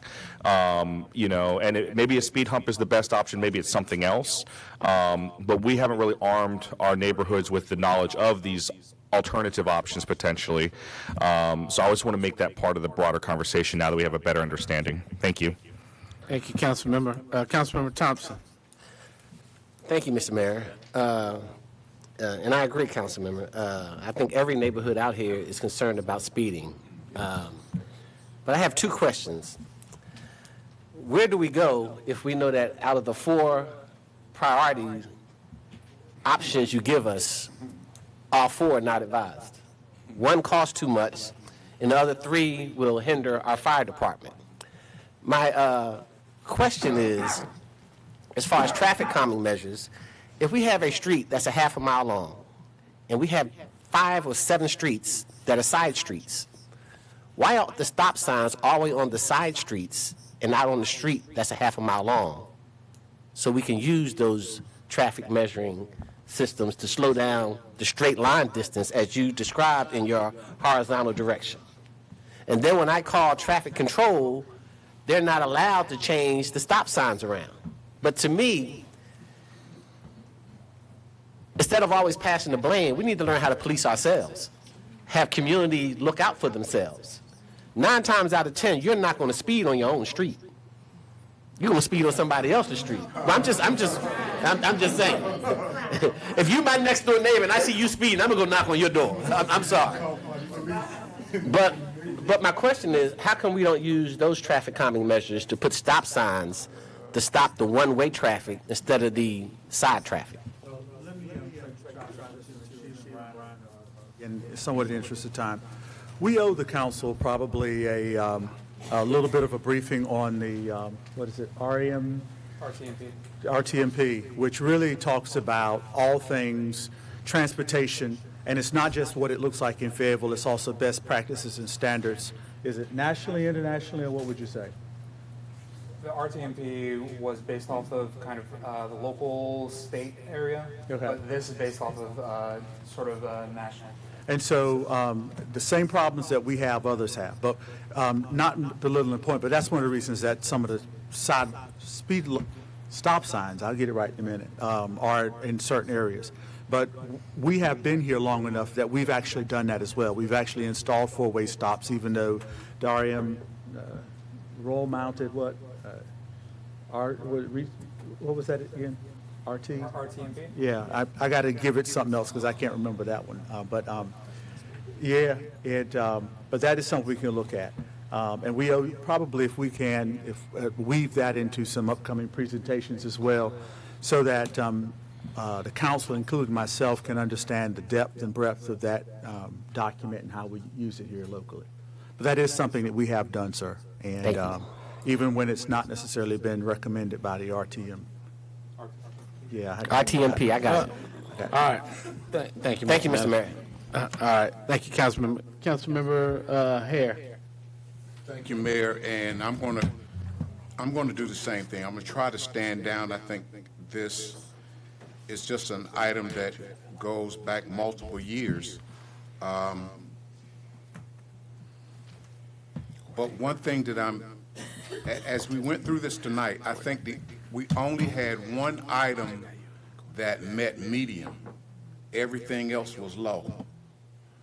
And though I'm thankful, is it Brian? Yes. Thank you, Brian, for your presentation, but you didn't leave me with any uplift on the items for the community, because it's like, I mean, so we need to have that discussion on how we're going to, because what I would like to have done is whenever communities have this discussion at the community meetings, or they're calling staff, and right now we all are sort of just like one figure speed humps, and I do understand the pros and cons of it, but it's like you don't leave the public with anything else. Well, you all don't qualify for speed humps, and then boom, they still got the problem. And so I would love for us to have a further discussion. You will be hearing from me. I will come by and meet with you and see what we can discuss on, well, what will work. Because you said everything in there, other than one medium item, everything else was checked low. There was not really much of a recommendation. I like the rumble. I think that rumble, you go through that neighborhood and you, I mean, even when you're on the highway, you kind of ease to the right and you hit that rumble, you say, oh, wow. All right. Thank you. So, but thank you, Mayor. I mean, but great presentation, but it's not enough. You left me wanting. Thank you, Councilmember Jensen, and then Banks McLaughlin. Thank you, Mr. Mayor. So, again, great presentation. I will say, a lot of these calming measures I'm very aware of and have seen them work or not work. But what I can say is there's two things. So I have all of our neighborhoods, the biggest complaint we get is speeders. I mean, I think when we all go to our neighborhood watch, that's the first thing that they complain about, and every right to. But I have a neighborhood, went, and it was right after COVID, and a new person had moved into the neighborhood and said, I want a speed bump. I want a speed button in this certain area. Well, what was interesting is they went through the process. They applied for a speed bump. They won a speed bump. They won it for their road, but they couldn't get people to sign off on it. And this has been 3 or 4 years. Now, I will tell you, I live in a neighborhood where there are speed bumps. I hate them because, and I know, and I'm not a fan because I will tell you, I live 1.5 miles in my neighborhood, and if my husband has a heart attack, they're going to have a hard time coming to get him in that fire truck. And I understand that. And I hate to say, people really aren't slowing down. But some are, some aren't. I shouldn't say some are, some aren't. But what I will say, what I have seen that is effective, and I think that we really need to look into it, is the signs. And I've seen it too, that people say it says 25. I've seen people speed up and say, watch this. But I also have seen where people put it up and they're going a little bit fast and they see it and they start slowing down. And if we can move those, but I think right now the police department only has one, if I'm correct? Okay, a couple. So we can fix that. Yeah. So I'm telling you, and if blue you light? So about 15 years ago, these things were like $250. Now they're what, $2,000? I think that's what I saw. But, I think that is a beginning of something. 6,000? 3 to 6 is what I've seen. Okay, I think we need to go into Amazon or something. We need to call somebody. But I had looked at some for my for a neighborhood in my district at one time. I think they were like 1,000. And what I'm saying is, I think if we concentrate on that to let people know that we're in it to do something, because speed bumps are going to take a long time and they make noise. But I do like the rumble because speed bumps are going to make noise. Thank you, ma'am. All right, Councilman Banks McLaughlin. Guys, then we have to move on. Okay. Mine quick. With new developers, because I've seen in my area, developers come in and it look like the choker one, the smaller roundabout. How does that work? Is the developer just come in and just assume that's what's needed, or do we have something in place saying, okay, it's going to be 1,100 homes in the area, you have to put that in place? How does that work? But that's something we can get to you. Okay. The real hope But do we is- have something for Well, that's something that we will follow up on, is Okay. that during the development of these subdivisions, we need to contemplate that. As Councilmember Thompson said, if it's a 1/2 mile stretch, or as Ms. Jensen said, 1,000 homes in a subdivision or something like that, we need to anticipate that as well. I think that'll work, because that'll be moving towards the future, and then we can focus on Right. the areas that have been Right. such. Okay, And thank you. Mayor, thank you as well, and I'm going to ask Sheila if she and Brian can close us on this and talk about maybe next steps very briefly. Right, so in terms of next steps, I hear that we'll have to come back and take some of the comments that we've heard today and back through or subcommittee, in terms of what options we have. Perhaps as well as focus group and trying to understand what the community wants. Provided here a list of recommendations, best management practices. They're there for a reason. And I don't want to address reasons why they're there. There's practice management, practice locally, or practice regionally. We want to make sure that we can understand the community's needs and how we can match up, but still meet engineering standards and national standards. Hold on a second. I got Councilmember Ingram, real quick, Mr. Thompson, and then hopefully we'll be ready to move. Ms. Ingram, real quick. Thank you for this. I can say, I think since 2019, I've been asking for the rumble strips. I'm glad that we can talk about them now, but I do want to know that within the bond that we do have, could we use the funding for this? Infrastructure. So I asked, and so is that a yes?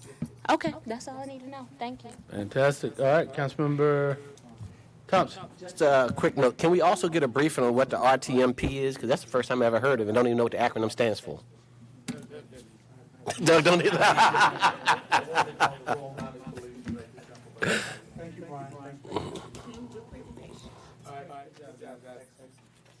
All right, councilors, we move to item 4.03, Everytown Gun Safety. I think this item came out of a special meeting, was proposed by, I think, Councilman Benavente, and there was some discussion about it. So who's, Attorney Michael, you presenting this?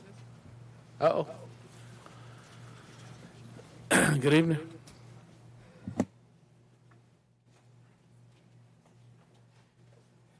Good evening, Council. We presented a memo that kind of explains the Everytown gun safety recommendation, which what we researched was a proposed ordinance that would require any dealer of firearms within the city to post a warning sign. The warning sign would read, "Access to a firearm in the home significantly increases the risk of suicide, death during domestic violence disputes, and the unintentional death of children, household members, and others. If you or a loved one is experiencing distress and/or depression, call hotline or visit website." And so the question was, can the city have such an ordinance in place? So as you all know, the state of North Carolina does have a firearms regulation preemption statute. That statute basically just says municipalities cannot regulate in any manner the possession or sale of firearms. Arguably, this ordinance would not regulate the sale of firearms. However, the ordinance would need to have some teeth to it in requiring the businesses to post the sign.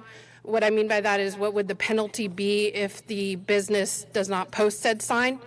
That could be seen as a regulating the sale of firearms. If you say, ex-dealer, if you don't post this sign within 30 days, there's a civil penalty of $200, something like that. That could be a regulation on the sale of firearms. There would be no way for the city to put in the ordinance like the business has to then shut down. I think that would be an obvious regulation of firearms. So if we kind of move past that, we're into the realm of, we are in ways regulating commercial speech. So the First Amendment obviously regulates freedom of speech, right? And so requiring a business to say something is a form of a First Amendment freedom of speech. We're making you say it, whether you want to or not. And so the court goes through kind of a three-step test to see if a municipality, a state, a government entity can do so. The test there is, the government needs to assert a substantial interest in the speech regulation. So i.e., why does the city have the ordinance? What is the problem that the ordinance is meant to address? Second, the regulation directly advances that interest. So this ordinance directly applies to whatever that interest that the city is trying to do. It directly affects that. And third, that the regulation is not more extensive than necessary, i.e. the ordinance doesn't go farther than it needs to in order to reach that goal that is test number one. So there's really no cases that are directly on point with this particular ordinance. Other cities across the country, not many, but other cities have attempted to enact the same ordinance or have enacted it. I actually could not find any litigation directly on point to this particular ordinance, as the cities put in place other firearms regulation ordinances along with this particular ordinance, and it was those ordinances that were challenged by the lawsuits. So every single one did generate a lawsuit, but they were all based more off the regulating the possession of the firearms than the ordinance requiring the sign. And so since there is no case directly on point, we can assume that there would be some sort of a First Amendment challenge. How the courts would come down on that, it's a little unclear. We have an added layer in North Carolina that they have codified, and it's on page 1 of the memo, that the lawful design, marketing, sale of firearms to the public is not an unreasonably dangerous activity. That may affect our ability to defend the first part of the test, which is that the government asserts a substantial interest in the speech regulation. But again, it's unsettled, so all we can really say is it will invite a lawsuit, and we may or may not be on good ground with the First Amendment. All right, Councilman Benavente. Thank you. I think that all of that presupposes that we have to mandate some sort of penalty if they don't adhere. And so I guess I want us all to take a step back and just say that, one, us having some kind of signage speaking to these issues with vendors, and then asking them to consider and comply just sort of voluntarily because they could see some logic in having something like that up, I think would really be where I'd want to start. I think that any sort of, enforcement mandate that we're talking about that could invite lawsuit is sort of step way down. That's sort of 4 or 5 steps down from where I think that we ought to start, because this community does, I think, have an interest in seeing the city council do something about gun violence. This is a policy that has worked in other communities. It's what the experts that are working on these issues are recommending. So I think we can have some success in just talking with folks, because that's something that I think this community and the business owners, I think, are interested in. So I'd want to start there before I start counting us out because of potential lawsuits that we don't necessarily have to invite. All right, good point. I was gonna go down that road, that maybe this is a voluntary, would you do this as being a good neighbor? Would also like to see if maybe there's a way to embed some PSAs or something about safety and the importance of storage. I know we hit it a little bit, but to put a little bit more emphasis on the dangers of it and capture some of the message, because at the end of the day, you're trying to get more people to read it who need to hear it, and then hopefully it'll become a pattern of behavior. So I'm okay with a voluntary ask to get buy-in. Maybe that's something that we can figure out how it is we do that. But again, there were some steep potential challenges to ordinance. But right. All right, Councilmember Thompson, and then Hare. Thank you, Mr. Mayor. I think that volunteering is the way to go, but don't we have our own billboards that we can use it in? And I think, Madam Attorney, I think this is only describing it if you want to put the signage in front of their facility, correct? Correct. So there's nothing wrong with putting it a certain distance away from their facility. Correct. That's another avenue. Thank you, Mr. Mayor. All right, Councilman Hare. Thank you, Mayor, and this is pretty much a good ways away from our subject, but I always wondered about it. Who has the authority or jurisdiction on open carry? Who makes that law? Can the State of North Carolina. Okay. I mean, I felt that it was the state or the federal government, but I didn't know if we had any part that we could play.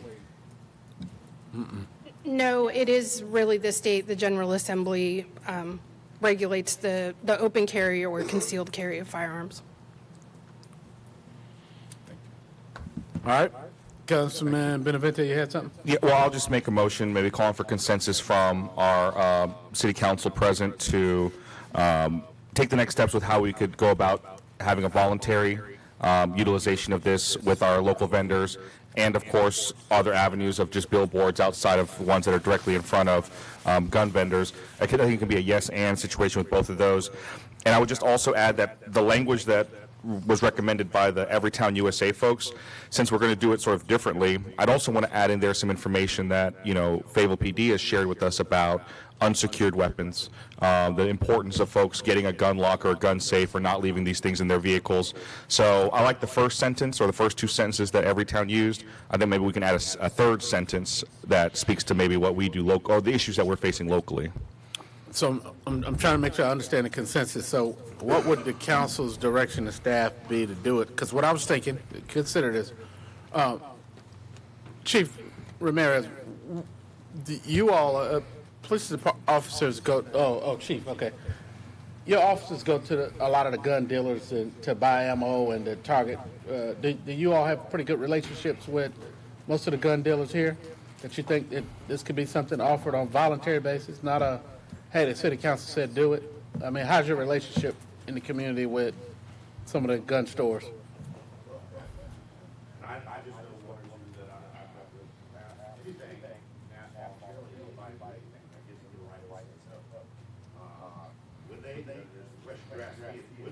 No, I'm not asking you that.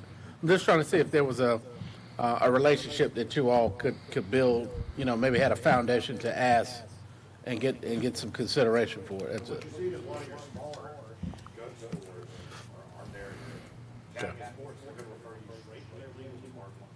Okay.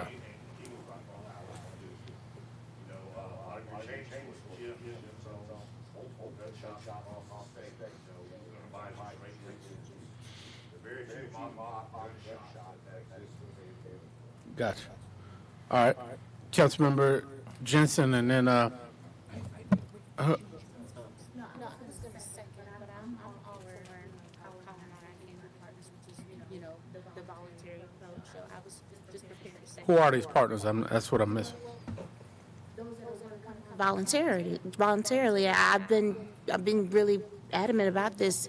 If you are willing to come on board and help us with this issue, then you are one of our can-do partners. And so I think maybe if that is to be a campaign, whatever you want to call it, but I think the voluntary approach sounds good to move forward with it. I'm just ready to second and move it forward. Councilmember Thompson? Sir? Thank you, Mr. Mayor. I just want to make sure that we're clear. I believe when you buy a firearm, you have to sign certain ordinances to say that you're going to be responsible for it and you can't leave it unlocked, whatever the case may be. So I just don't want it to be redundant about what we're going to advertise. Oh, yes, we do. And the reason I know we do is because I already had a gun dealership call me about this ordinance. So I think it's 160 point something that they already have to sign, when a statute that once you buy a firearm. Well, I'm just telling you what I know. Madam Attorney, you had something to add to that? I just. Hold on, Counsel. We're talking about buying legal firearms. Right. Hold on a minute, Counsel. Hold on. Councilmember Thompson, I just want to clarify what they are signing. An ordinance is a law that's passed by council, so they're not signing any ordinance, but there may be something else you're referring What to. I'm saying is I don't want us to advertise something that they're already signing, saying that they won't do, is what I'm saying. So there's a statutory required document that they signed to agree to do these things, I guess is what he's... Right. I mean, I don't know what it says. I'm just saying that's what they call it. All right, Councilmember Jensen, you had a question? I do. So, thank you, Mr. Mayor. So what I will say about this, I think it's great conversation, but I honestly believe instead of us, making an ordinance or saying, it's a voluntary thing, have we brought, and I'm going to use Councilmember Ingram saying, our can-do partners, have we had an invitation to sit them down at the table and say, okay, this is what we are thinking about doing, give us your ideas, because as a business person, if I open up the paper and I read, City Council did this, this, and this, and didn't even ask my opinion, didn't, have the police, like you said, you have a relationship, some type of relationship, but for us just to say, we're going to do this and not even have the business owners a part of it, I just have a hard time with. Make sure that my motion is understood and in accordance with what everybody can do to ensure we get to consensus. I think that because we're telling everyone, let's figure out a voluntary way to do it, we're not trying to force an ordinance with penalties down anybody's throat. It's going to be up to staff to say, okay, this is what that would look like. Step one, bring in all the partners. Step two, we would have to have a meeting with the chief going out to all these places. But for us to get those 3 steps down before we do that, we have to say yes tonight. If we don't say yes tonight, they're not going to go down that road to bring those partners together. Well, I guess the part I need clarity on, because I'm hearing two different things. I'm hearing ordinance, which is No means ordinance. There's a law that we're passing to say you have to do something. No, we're not So, doing it. so the word ordinance is out of the equation. Yes, sir. This is just for consensus to foster a way to get voluntary participation from local gun That's shops. right. And the way we do that is by saying yes tonight, so that our staff staff can can find out come who up the with can-do options partners for are that.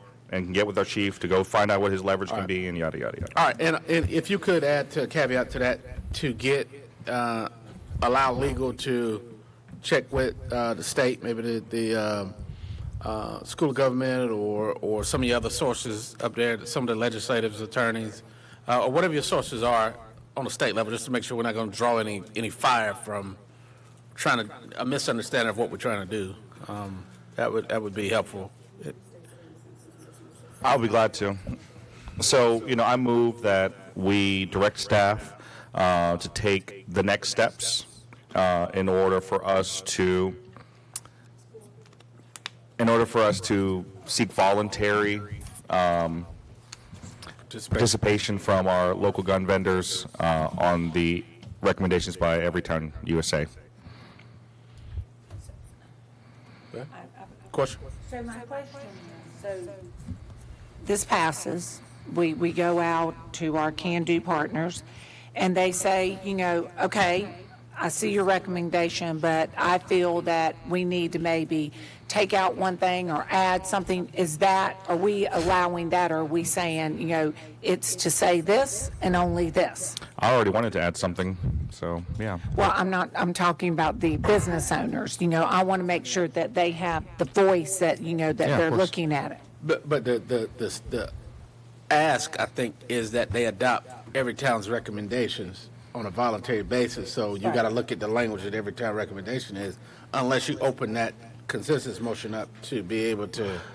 Well, that's where I want us to start. That's where And I was asking. but if we end up, getting a lot of feedback that goes a completely different direction, ultimately, we haven't said yes to any final boilerplate anything. So, if what they're asking for is even more interesting and even more, powerful, then great. If it's something that takes away from the spirit of this, then maybe we won't have a consensus anymore. So I guess my question is, I understand where this is going, and I'm not saying it's a bad idea. Sure. But what I am saying is, I don't want it to be so set in stone, because it is voluntary. And what we want is to make sure that we have the right verbiage, that maybe we can make an impact.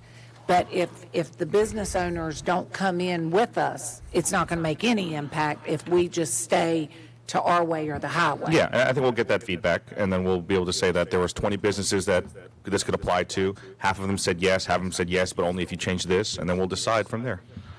I just want to make sure there's open conversation. All right. Councilman Ingram, you had a question? Well, if we're going to move this forward and pull people in, that automatically tells me that we want feedback from them. We want to know what they are going to bring back to us. And then from my understanding as the seconder, once we get their feedback, we all can come together and listen to what our staff is saying, partners are saying, and say, yeah, we're comfortable with this, or we'll chew it up. I understand that, but the way that the motion. I gotcha. I want to make sure that what you were saying is the way. Gotcha. And Council, two now, let's look at this. We're tasking staff with something that is a little different to maybe come back with recommendations, but I think it should be incumbent upon those council members interested to bring that community discussion via town hall or something, because it just puts them in a bad way. We're the connection between the people and the city staff, so maybe you all talk through that a little bit about what role you play in helping, because it puts them in a bad situation to say that I'm here from City of Fayetteville to talk about volunteering for the ordinance, and how that is going to be received. I'd be glad to be, if, for example, I don't know if we got to do this front end or back end, be the one going to talk to these folks about this stuff. And well, we can talk about it. Let's see if there's an appetite to look at it further, which is the consensus on the floor, that they will come back with using the Everytown as a framework for some recommendations for voluntary participation. The Everytown gun safety. Is there a cost to that? Do we bring them in? Yeah, I don't know, but that could be a question if council decides to do it. They'd love to come. Maybe one of the recommendations staff says is speak a little bit more detail, either by Zoom or something like that. They'd love to. All right, any questions? All right, council, show of hands for that and move that piece forward. All right, so have a consensus for it. All right, look forward to it. Thank you, attorneys. All right, council, we have one or two more items we need to move quickly through. I may have to jump out and leave you in a bit. Got a little something going on tomorrow. A couple people may have heard about. You hadn't heard about it? All right, 6, 7, 8. Don't rub it in. You ready to roll? My second time that happened to me. It don't last. Yeah. Enjoy it. All right. Be bold, be brief, be gone. There you go. I like that. 4.04, but this is important. I've been waiting on this, Dr. Coleman. How you doing?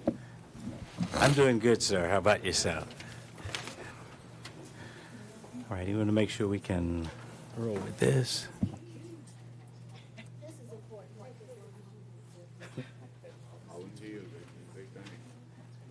The automatic forward, just here. Should be. Down. Click.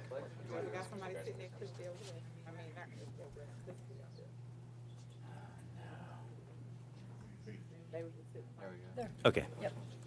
It's just tap. Now you got to go back. You can click, yeah. There you go. Okay. Arrows. All righty. All right, Mayor, City Council, let me go ahead and say good evening to you. We'll go ahead and get started.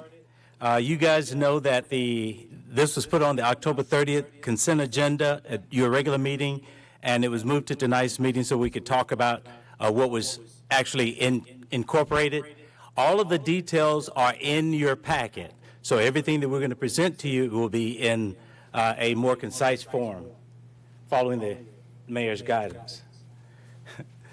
We talk about goal alignment, the marketing funnel, communications objectives, the target audiences, themes and messages, marketing tactics, current ads, and then measurement and evaluation. I've got with me Lauren Beimer, who's the Marcom director, and Tatiana LaFleur, who's our marketing specialist.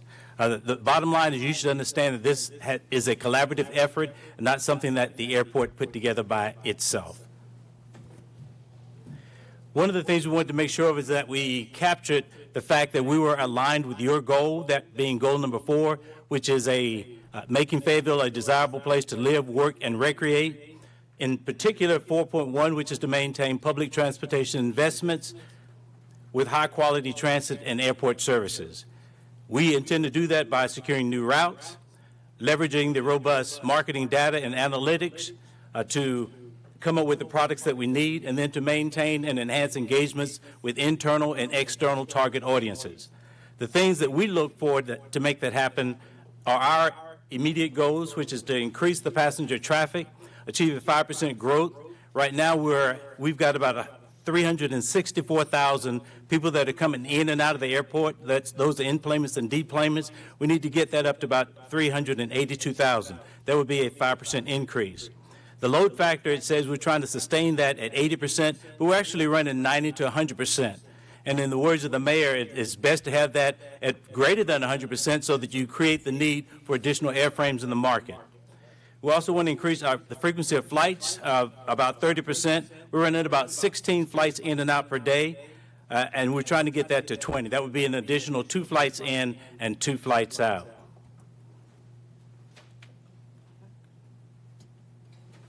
So looking at it from a communication perspective, it's important to understand the marketing funnel and know that getting your name out there is key to the first step. So I'm not going to read the slide to you, but it's really broken down into three different parts of the funnel, and this campaign is focused primarily on the top 2.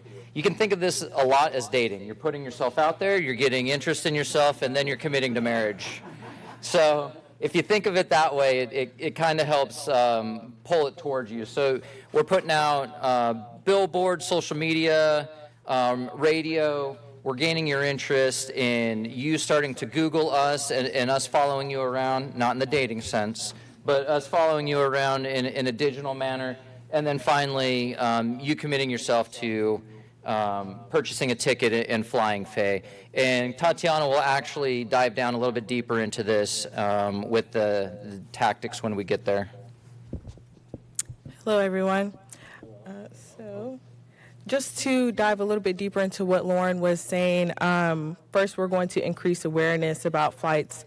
A lot of our catchment area and our local community are not aware of our airport or the amenities and benefits that it offers, so just increasing audience awareness, increasing interest of connectivity opportunities and our exceptional service, then educate audience members on the cost comparison between Fayetteville and surrounding airports, and then creating that desire, really explaining the benefits and the amenities, as I said before, and creating a desire in someone to go online and search up maybe flights and compare and contrast. And then lastly would just to be build loyalty and advocacy. After you fly Fayetteville and you do have a great experience, become a loyal customer and then advocate to your neighbors and your friends and your family to fly Fayetteville. Next would be our target audience. Our target audience is divided into a primary and a secondary audience. The primary audience includes Cumberland County, which is where Fayetteville Regional Airport is located, and every county immediately touching except for to the north. The secondary audience would be surrounding counties in our catchment area, but these counties in the secondary audience, they have other options as far as another airport, and so although they are still in our target audience, they are probably near so another option. As far as demographics, based on our research, the age that typically flies through Faye is 25 through 54, and then the income is $50,000 to $150,000 a year. That does not exclude anyone outside of the ages or the income, but that is what we found that typically flies through Fayetteville. So we have a few themes and messages that we'd like to communicate to our audiences. The first being convenience, taking into consideration the drive time via uncongested highways, all of our catchment areas within 1 hour from our airport, and then little to no lines at the ticketing and rental car counters, as well as at the TSA checkpoints. Next would be price and time comparison, the mileage and the gas cost round trip, long-term parking rates, and just the time you spend in traveling round trip compared to the time you would wait for a layover, really comparing and contrasting for the consumer what their best deal might be depending on if they want to save money or if they appreciate their time a little bit more. Next would be the modern facilities, clean and comfortable modern expansion of our terminal, ease of gate waiting areas, new and spacious restaurant, bar area, as well as new amenities such as the escalators and a pet relief area for those traveling with pets. Lastly, the last thing we want to really communicate is the connectivity. Although we do only travel to 3 major hubs nonstop, there are 661 one-stop destinations that you can get to from Fayetteville domestically, but as well as internationally. So there are those options that we really want to focus on connectivity-wise. And then our marketing tactics. So we do have a bunch of different marketing tactics that are traditional, such as radio, print publication in newspapers, TV commercials, but there are also a few on here that are not so traditional, such as display and search ads. That is the best example I can use is if you're searching for shoes and then you leave your shoe website and you go to Facebook, and that shoe ad is immediately following you. If you type in certain travel keywords like cheap travel flights for the holidays, you might leave Google and go to Instagram or Twitter and see Fly Fayetteville Regional Airport ad just kind of following you. And then next would be addressable targeting and geofencing. That is if you are streaming a video platform and you happen to have commercials come up, you may see a Fly Fayetteville Regional Airport commercial. So it really, that is very targeted depending on zip code and where you may live, and if depending on what zip code we want to target, that could potentially hit you, but not necessarily your neighbor. It's really specific on how we want to target those. So one thing that I did fail to mention on the slide that I brought up is everyone that flies Faye, and let's face it, surrounding airports are somewhere on this funnel. And between the research that Tatiana did and the discussions that we've had, all the tactics that we are baking into this plan span across this funnel. I mean, if we're being real, not everybody in this room right now flies Faye every time, except for Alexia in the back. But so you're gonna see a smattering of tactics and techniques that Tatiana put together to make sure that we touch every single demographic that we can to address the people who are unaware, but those who want to fly Faye that aren't, and then those who are actually making the commitment to our community and flying Faye. Thank you. All right, thank you. If y'all could give us a pause for just a moment, I have Councilmember Benavente and Thompson, and then we'll let Ms. Tatiana finish the presentation. Dr. Coleman, I saw a wonderful article in the Fayetteville Press sharing some of this marketing plans that we have, partnership with Pembroke, and I had a avid FSU alumni reach out to me saying, why not FSU? Is that something that we're doing at all the colleges, that sort of sponsorship?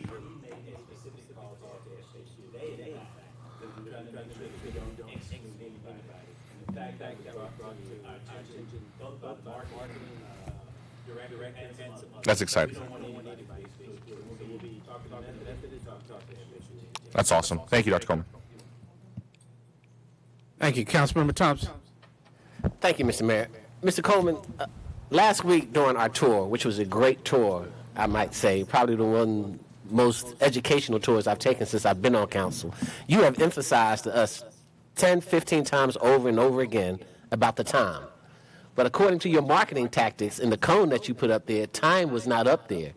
Can you emphasize the time factor, which I think would behoove a lot more people to come to Fayetteville instead of going to Charlotte or Raleigh? Because my time is more important to me. It was the next slide. Okay, thank you very much. So, great segue. Right. So, yes, sir. Thank you for that segue. So, as we were going to explain, like we said, your time is worth more. Just really explaining those benefits and amenities, and comparing and contrasting for the consumer what is really important to them. Like I said previously, do you care more about saving a few dollars, or do you really care more about your time? We really want to compare it, if you drive your round trip time from driving, let's say, to RDU and back home to Fayetteville, are you really saving time if your layover is longer than 2 or 3 hours?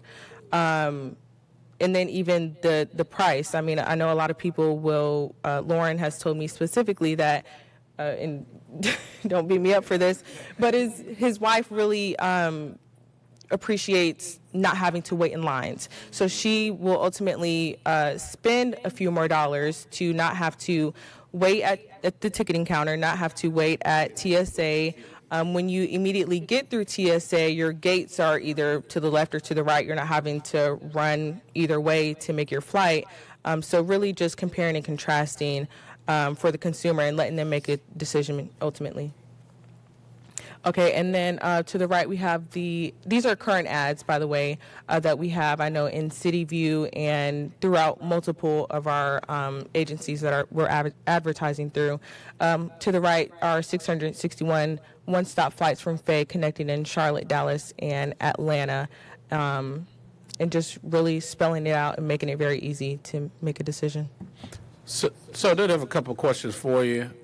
First, thank you, Dr. Coleman. I've learned a lot about this space, hanging out with you for the past year or so, going up there to the conferences. So one of the concerns that some of the airlines were having at the, what do you call that thing we went to with Jumpstart, yeah. was that they wanted to see more marketing. So American and Delta both said, you know, we need to see you guys do more marketing of our current schedule. And the way that they presented that was that the flights to Dallas and all the places that they go to when they connect in Dallas, you know, there's a whole endless of West destinations, part of the West USA.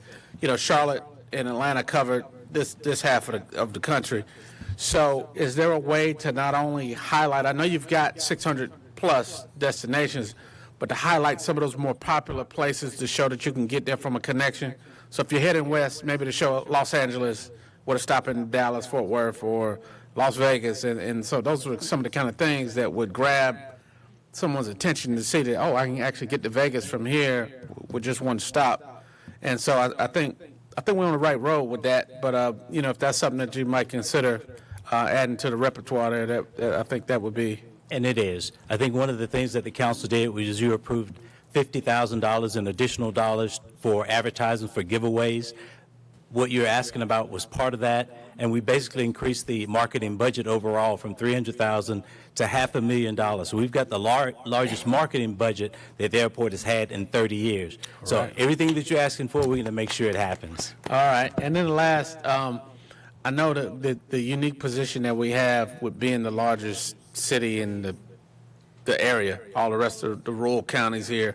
How are we getting into those markets with marketing, like the Robertsonian or the Bladen Journal or some of those smaller places to keep them from driving to Raleigh or to drive to Wilmington's airport, for instance? You know, Scotland County, you know, they make it advantageous for them to come here in 40 minutes versus.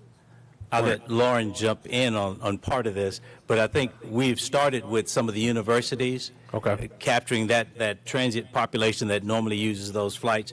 But I think beyond the universities, we'll let Lauren speak. It looked like he had something he wanted to say. Sure, I always have something to say. I just want to backtrack one item, Mayor. There's a fine line that we're trying to toss between Tony, Tatiana, and myself with stay and play and Faye, and fly away to another destination and spend your money. So we're delicately finding that balance of bringing people here versus sending people away. Well, now you got folks that's leaving now. You can stay and play for a little while. Yeah, so they're going to gamble in Las Vegas and other places. Regularly. I think to address the other the connecting flight piece, it's a matter of showing people that this opportunity is here within the community, and everything that Tatiana spoke about. And once we start communicating and seeing the increase within the airport itself, then we get down further in the funnel and people start becoming advocates for us. So people start wearing our T-shirts, people start knowing about things about Fayetteville that Fayetteville offers, and we have the ability to let them be our brand advocates for us. And they say it's much easier to fly to Fayetteville than drive 2.5 hours to Raleigh to spend $100 on parking and then 2.5 hours back, when you can drive 15 minutes to Fayetteville, park for $13 a day. Or somebody drop you off. Or drop you off because you're 15 minutes from the house, and my wife flies out like that, Yes. and then you're back. So it's a combination of all the tactics of that you're seeing, to include the awareness down south, those geofencing opportunities that we see, those sponsorships that we see, so that they all integrate and support each other, and all the messaging that we're putting together so that we speak to the right audience on the right platform at the right time. Gotcha. Thank you. We've Councilmember got a Banks lot of McLaughlin. analytical tools that would allow us to know where people are going, why they're going, like the place or at. And so we're able to do a lot better analysis of who's doing what, where they're going, and why, and we'll incorporate that into our marketing plans are. Gotcha. Councilmember Banks McLaughlin. Thank you, Mayor, and thank you, Mr. Coleman, for the tour at the airport on last week. And we asked you this question before, but I just wanted, just so our audience can listen and get the answer. How are we tapping into the military? I know the military, like Mayor mentioned, it's the largest installation. We want to make sure at least 99.9% of our militaries are using our airport system. We've invested a lot of money, and I think they need to know that. The community needs to know that we've put a lot of money into ensuring that it's a unique experience from riding, leaving out of Fayetteville. So how are we tapping into the military to There get are. ridership? I actually had a conversation just the other day with a Rodney Anderson, who is the person in charge of the Military Affairs Commission. Yeah, NCMAC. I talked to people like him as well as some other organizations. There's an alliance that I engaged with. But the bottom line is we try to make constant contact with the people that are in the military so that they know we're here and available. We've made space for them at the airport to include the USO. We also, for a long time, had the military liaison office on our first floor. COVID stopped a lot of those things. We're trying to get those people back. But there needs to be an increased and more concerted effort for us to engage with them from the SATO office or whoever is booking their travel to the leadership. And so I've got all those people on the radar, as does our Marcom director. And so we'll be engaging them more to make sure that they know we're here. We've got an even better experience at the airport. The old mindset of it's always easier, cheaper to go better to go somewhere else is not the truth anymore. And so we invite people to at least do the inspection. There's no reason to leave home. And when you get back home, you ought to be home. So we'll carry that message on to Fort Bragg as well. Okay, Fort thank Liberty you. as well. Fort Liberty, yep, thank you. You're welcome. All right, Councilmember Ingram. Mr. Lauren, you just said something about the divide or the balance we're trying to find between the stay and play and pay and then fly off somewhere. And so I'm wondering if maybe we can just maybe somehow tie in a business component to that, because people that fly out of Fayetteville, whether it's public or signature, we have a good large base that fly for business reasons.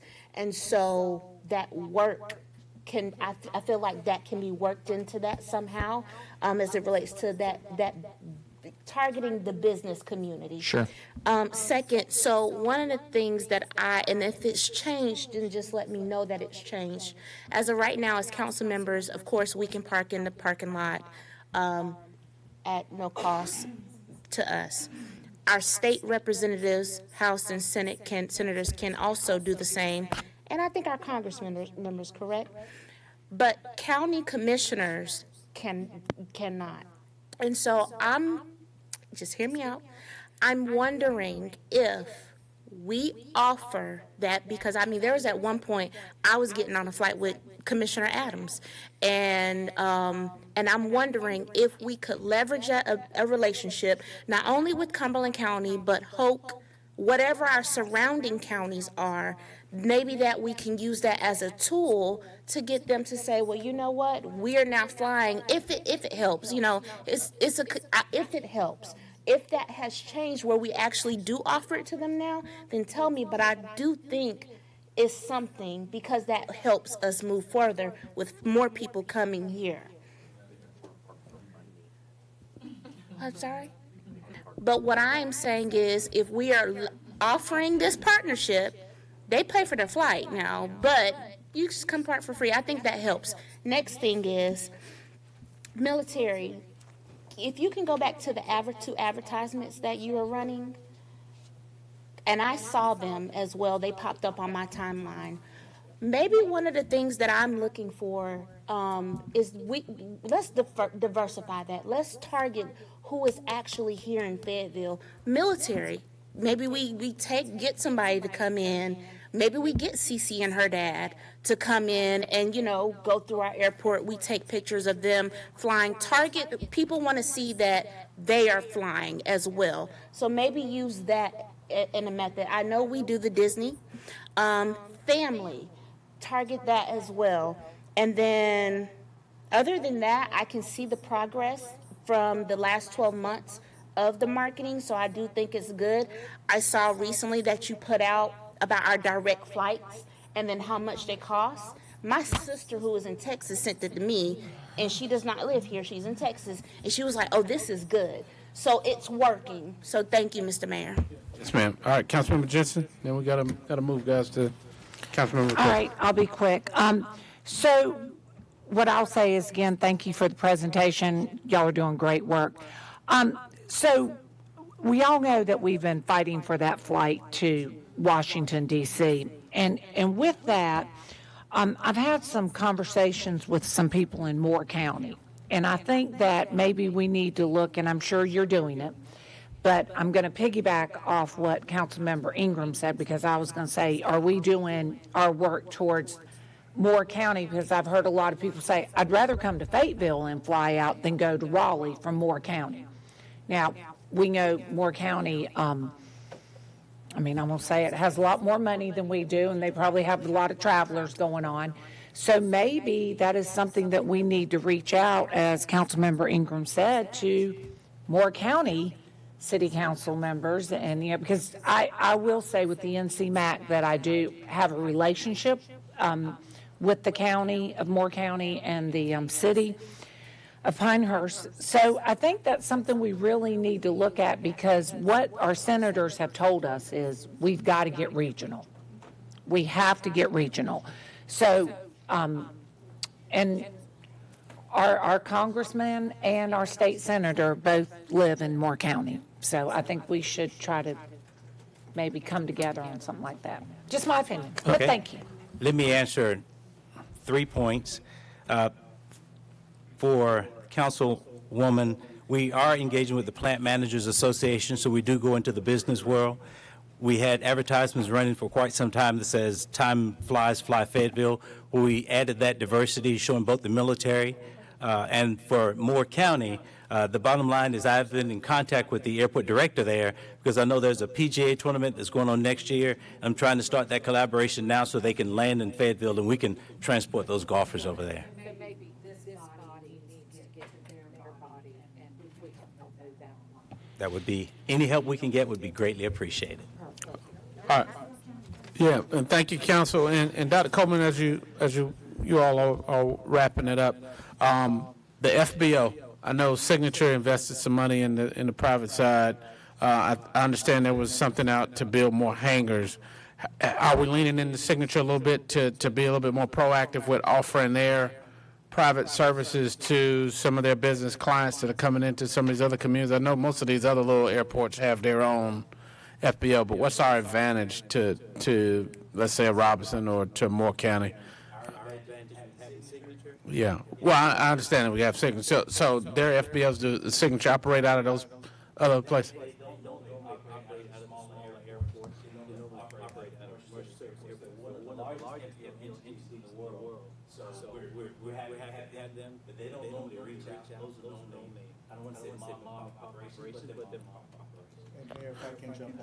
Well, I wasn't necessarily saying reach out to those airports. I'm saying to their client list. You know, they have a lot of clients who come and go.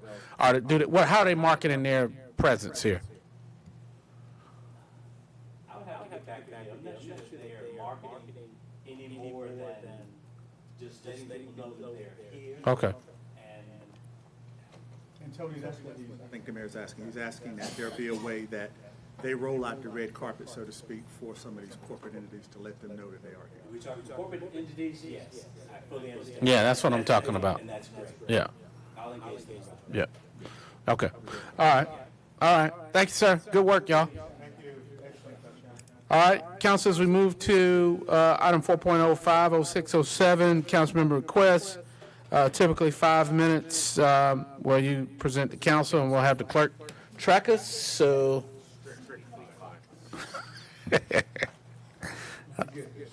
all right. Start with Councilmember Hondros. You ready to roll, sir?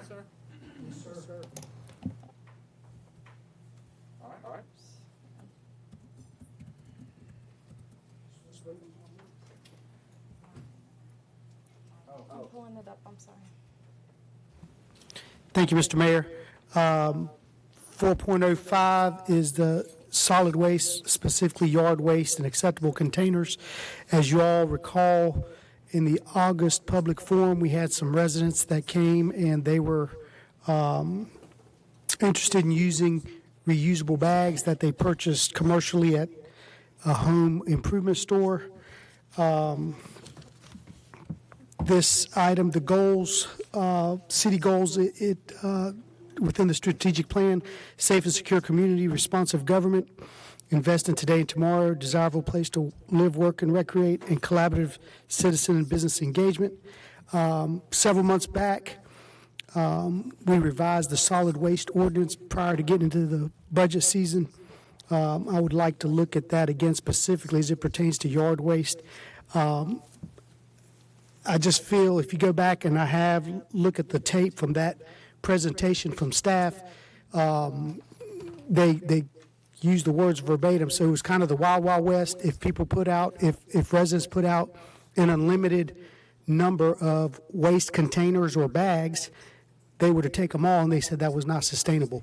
So they, in their presentation, they said, hey, we think we should limit it to 10 containers and a city rollout cart or a commercially purchased plastic container from a retail store or disposable bag counted as one container.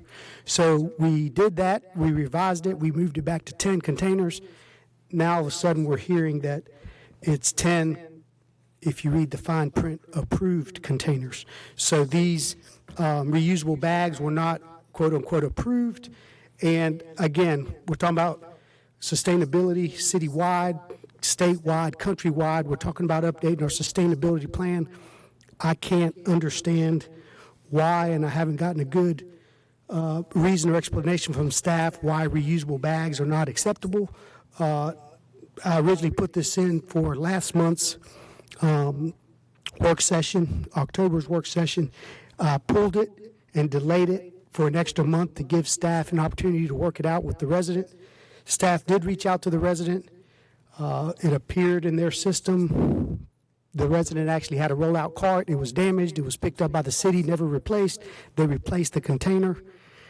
Thought that would appease the resident, said that everything was good to go. I circled back with the resident. They're not happy because they have a half dozen or so containers, and the one rollout cart is not the volume of the half dozen containers they have. So staff did say that out of the 60,000 some odd residents that put out yard waste or that, homes that we service, only a handful or so wanted to use or have expressed interest in using reusable bags. Perhaps if they were acceptable, more people would want to use them. So that's my ask today if we want to look at those being approved containers. All right. Councilman Ingram, did you have a question about this? All right, Councilman Hare, and then Benavente. I think I've commented or stated something on this item once before. If the city, if solid waste is not allowing the residents to use or reuse an old bag, then something is wrong with them. And we need to change that. That makes no sense. That really makes no sense at all. I have used the same yard waste bag that my guys that do my properties use, as long as they're not torn up and all the leaves and things can get out of them. I have used those bags over and over. I've never had an issue. Me personally, this is my first time. So to be clear, it's not the disposable bags being used over and over. These are like those reusable grocery bags, so you don't use the plastic. There's reusable Like those yard cloth waste bags. kind of bags? Yeah, like burlap sack, I'm Yeah, thinking. and that's something else too.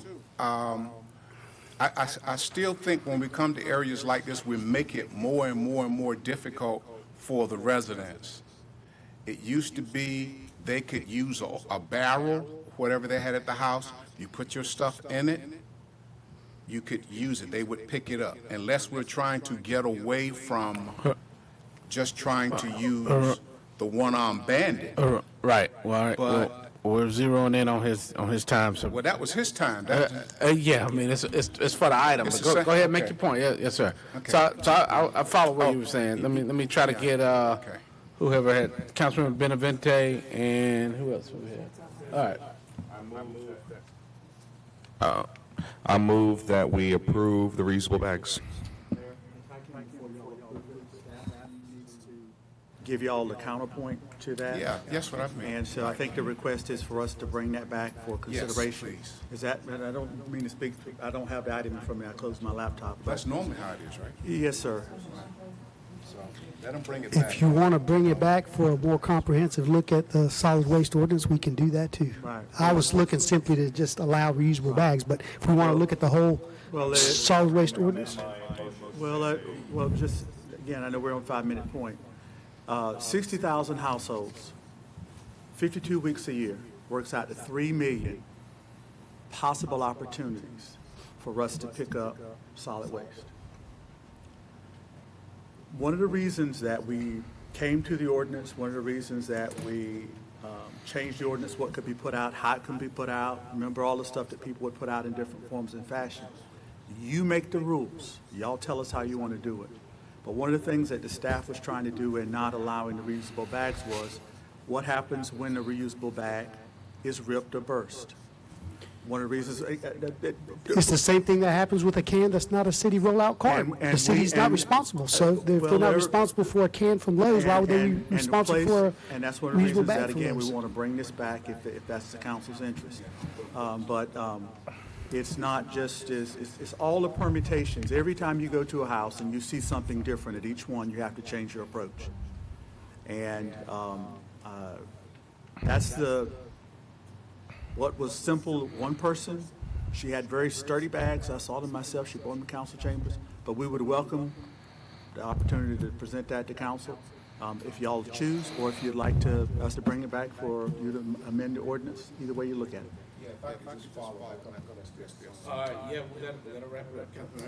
Yes, sir.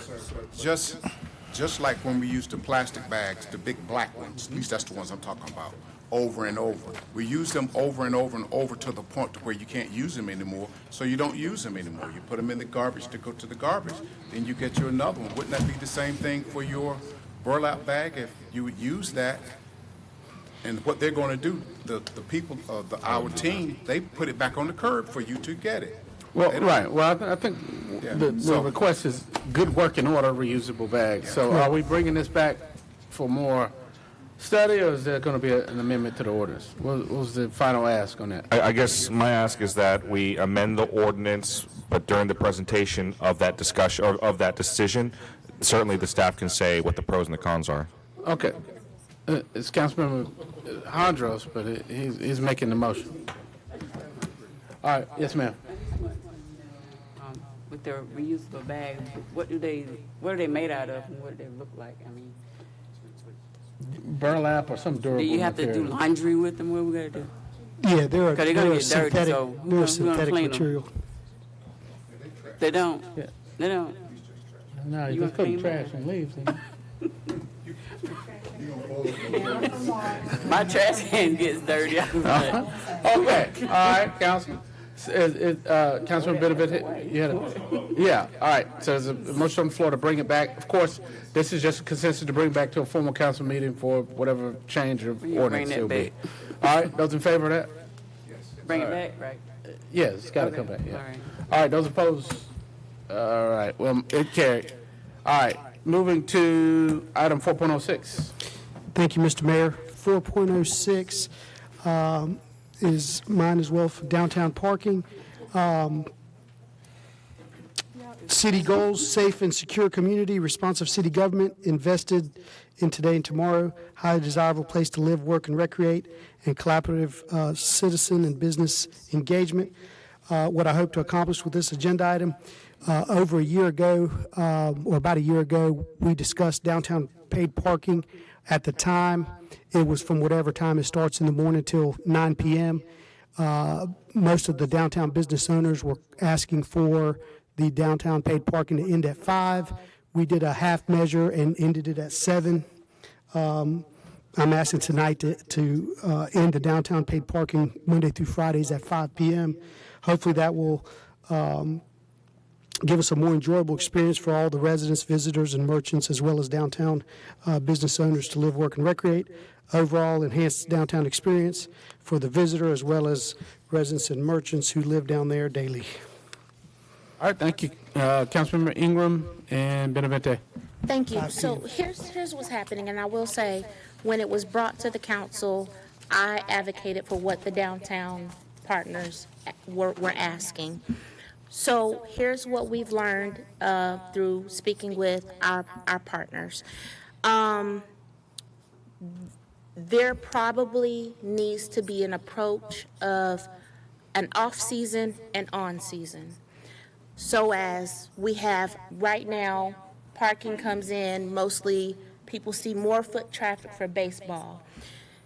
What is happening is if somebody's going to baseball and they decide to park on the street, they're parking and they're going to the baseball stadium, they're not going to the merchants. So that is kind of hurting the merchants. Our merchants make really good in this time frame right now, Thanksgiving, Christmas, right? So after talking with our with some partners, especially most specifically our parking partners, they feel that there could be a two-pronged approach for off-season where there's no baseball, October through March, 9 to 5. On-season, April through September, 9 to 7. However, before you rely on me to say yes or no, I think what we probably, if this is going to be a conversation, I think we should go back, pull them in, and have that conversation with them in a holistic approach. I still somewhat think we hit a sweet spot. I wasn't happy about the 7 p.m., but I think we hit a sweet spot considering where we are with the parking, whatnot. But I am open to this off-season, on-season, but I will want to have more conversation about it before we say yes, no, maybe so. So that's my, as the district rep, that's my perspective after talking with our partners. Councilman Alejandro, you had something? Yes, sir. So reducing the hours to 5 is not going to cure all the parking ills. So the ask tonight is to do that, to end it at 5. If we want to look at a more comprehensive paid parking plan for downtown, I'm all for that, including, as Councilwoman Ingram stated, bringing the stakeholders in. I'm not pretending to talk to all the business owners, but the ones I've spoken to, as well as residents that visit downtown, this is what just about, I won't say everybody, but the majority are asking for that. All right. Thank you. So, you had a question? All right. So let me just say this. My guidance may be to consider looking at the impact this is going to have on the funding model that we have. I know that before we were subsidizing the parking down there at the general fund, maybe $400,000 to $500,000 a year. We got it actually solvent. Right. And then we built in a model that helps make the payment on the baseball stadium, that pays the obligation bonds over there. So, any change to that is going to impact that whole cash flow stream. Right. So if you would consider, as you're doing it, to get finance to run us some projections as to what the change impact would be. Right, so that was my vision. If we did a consensus to end the paid parking today at 5, staff would come back and give us the pros and cons of what that would look like. All right. Just want to make sure everybody got the whole. I don't have the whole picture. help me understand. We're subsidizing. We were. Were? Yeah. Or are? We were. Yeah. We were losing because we were not charging. So the city was paying the contractor to do it, and it was $400,000 to $500,000. Can't remember. Yeah. All right. So. We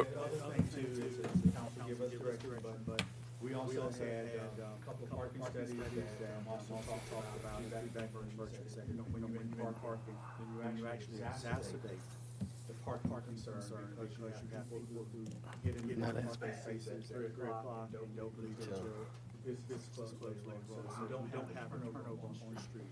There are always options for all right, council, is consensus asked to analyze the proposal by Councilman Alejandros. Show of hands in support of that. Can that proposal include other options? Well, Yeah, if staff wants to bring us other options, sure. Yeah, it's just option. All right. Yeah. Yeah. All right. Yeah. Okay. Please clarify your ask, sir. That way. To end paid parking at 5, have staff come back and tell us what that looks like, pros and cons. All right. That's clear. All right, those show of hands, those who support that. No discussion needed. He's giving it. His 5 is up. He said the end at 5. Okay, so the consensus will be that paid parking. To end at 5, and staff will come back with what that looks like for that particular projection. And then they're going to come back. Are we ending at 5 tomorrow? Yeah, so nothing we do tonight is just, We don't have the authority it's to- real. right. I mean, it's just a consensus to bring it back for. Okay, all right, council. All This paid is paid parking in the downtown footprint, right? So street, surface, this is the rules about that. Typically, street is where you get the enforcement with the paid boxes. So his ask tonight is that it ends at 5 and they come back with financial projections as to what that does or what it looks like. Show of hands, those who support that. All right. Okay. All right, y'all. So next item. All right, Councilmember Thompson. Yes, sir. It's your item. It did not. What? What happened? I didn't hear you say. So was it, yeah, it did not pass. Okay. All right. Thank you, Mr. Mayor. All right. My item is for sidewalks. As you know, when I first came on council, it was about connectivity sidewalks to schools. It was under my understanding that they did a 2018 PED plan, which I had presumed was connectivity to schools, but it wasn't. So we asked them to go back and do a 1-mile radius, and I guess it wasn't clear again for connectivity to school. So they came back and gave us options. Council passed not to use the one connectivity to schools, to use the PED plan that they had did a study on for 2018. My ask is, and let me just give you a little bit of history, being on a policy committee.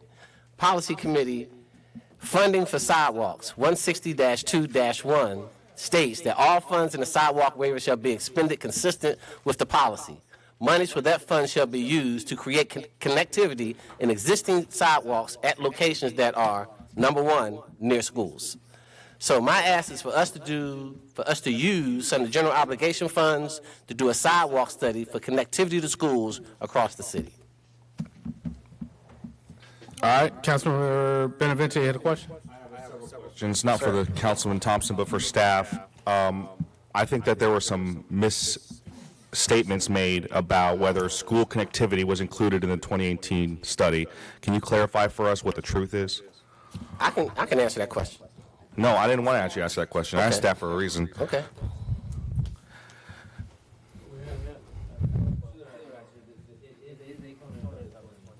Okay, so,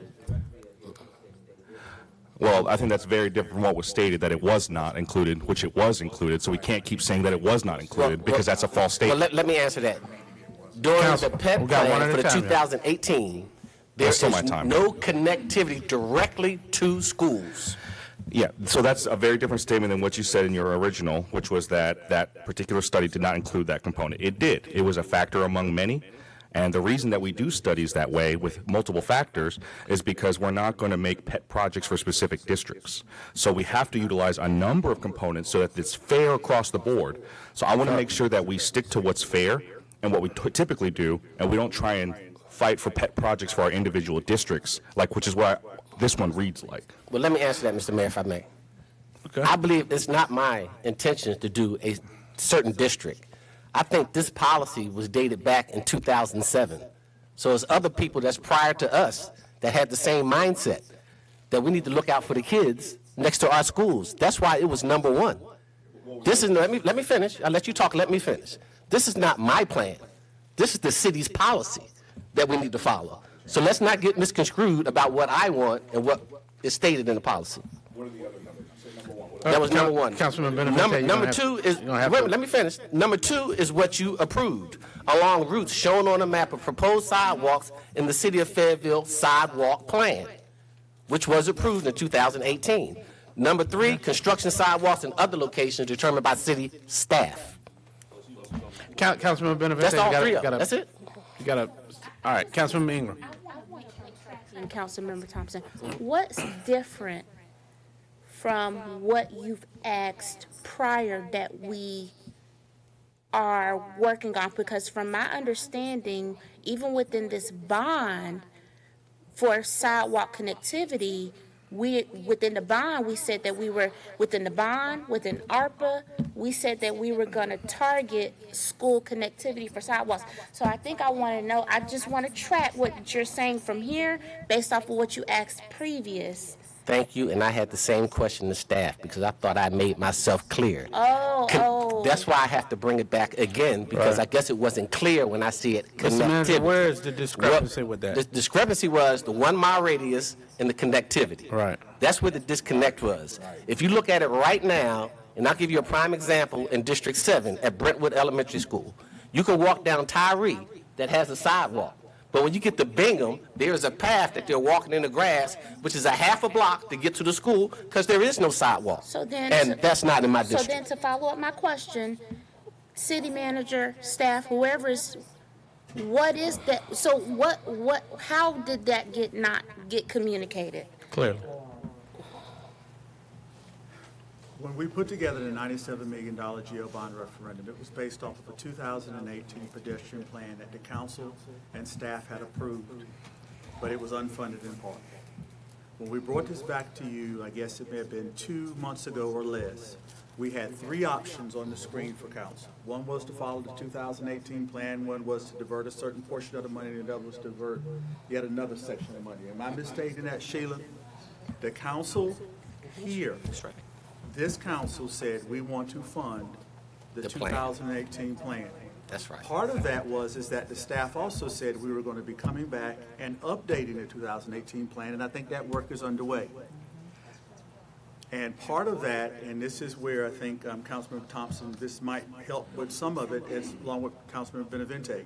If there is a greater weight that is desired to be put on something based upon policy that was last updated, how many years ago? Because my math is bad. 15 years ago. 16 years ago. Okay, so then to No, please, let me finish. So I think that all things are true at the same time. I think all things are true at the same time, and we hope that we'll be able to impress upon y'all that we understand the assignment, we now have funding, and we have an updated pedestrian plan that will be coming 6 months. Oh, Lord.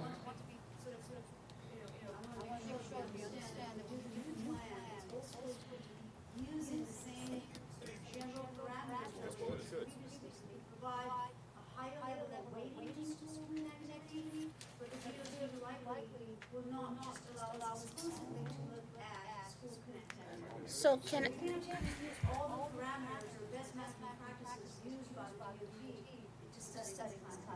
Okay, so can I just drill home my point real quick? So because there are 2 council members, Councilmember Benavente and Councilmember Hare, that have consistently brought kind of the same requests to the council repeatedly for us to move direction on, I'm okay to say if that's the will that we need to do just so staff can get it correctly to move this forward again, because we have been favorable in doing the same thing for at least 2 council members in moving forward the same council member request, then I'm okay with that if that helps cover the parameters of school connectivity.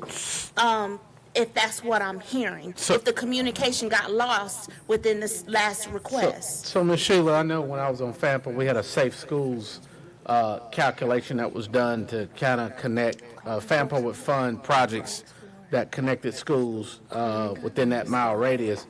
When you're saying NCDOT won't take in consideration that formula, on some of these city-funded projects, what is the role of NCDOT? Why do we need their approval?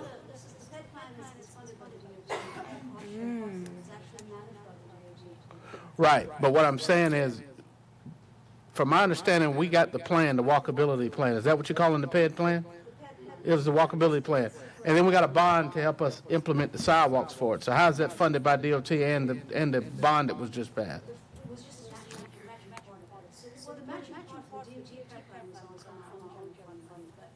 Correct.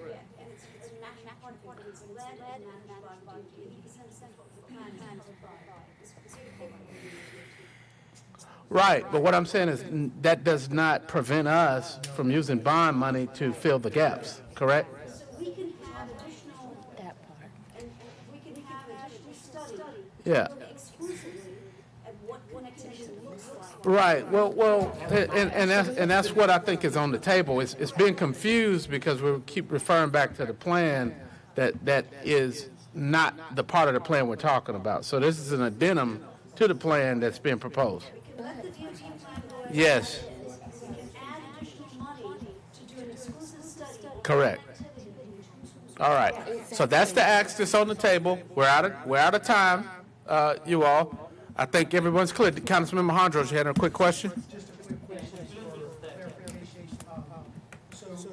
The manager said, and I just want to make sure I understand what the ask is.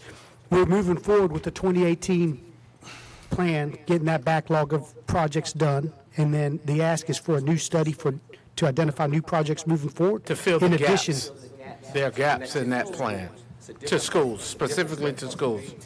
but it doesn't affect, we're going to do the 2018 plan, we already voted. This Yeah. is in addition to that. Correct. Yeah, that's right. I have no problem with that. Yeah.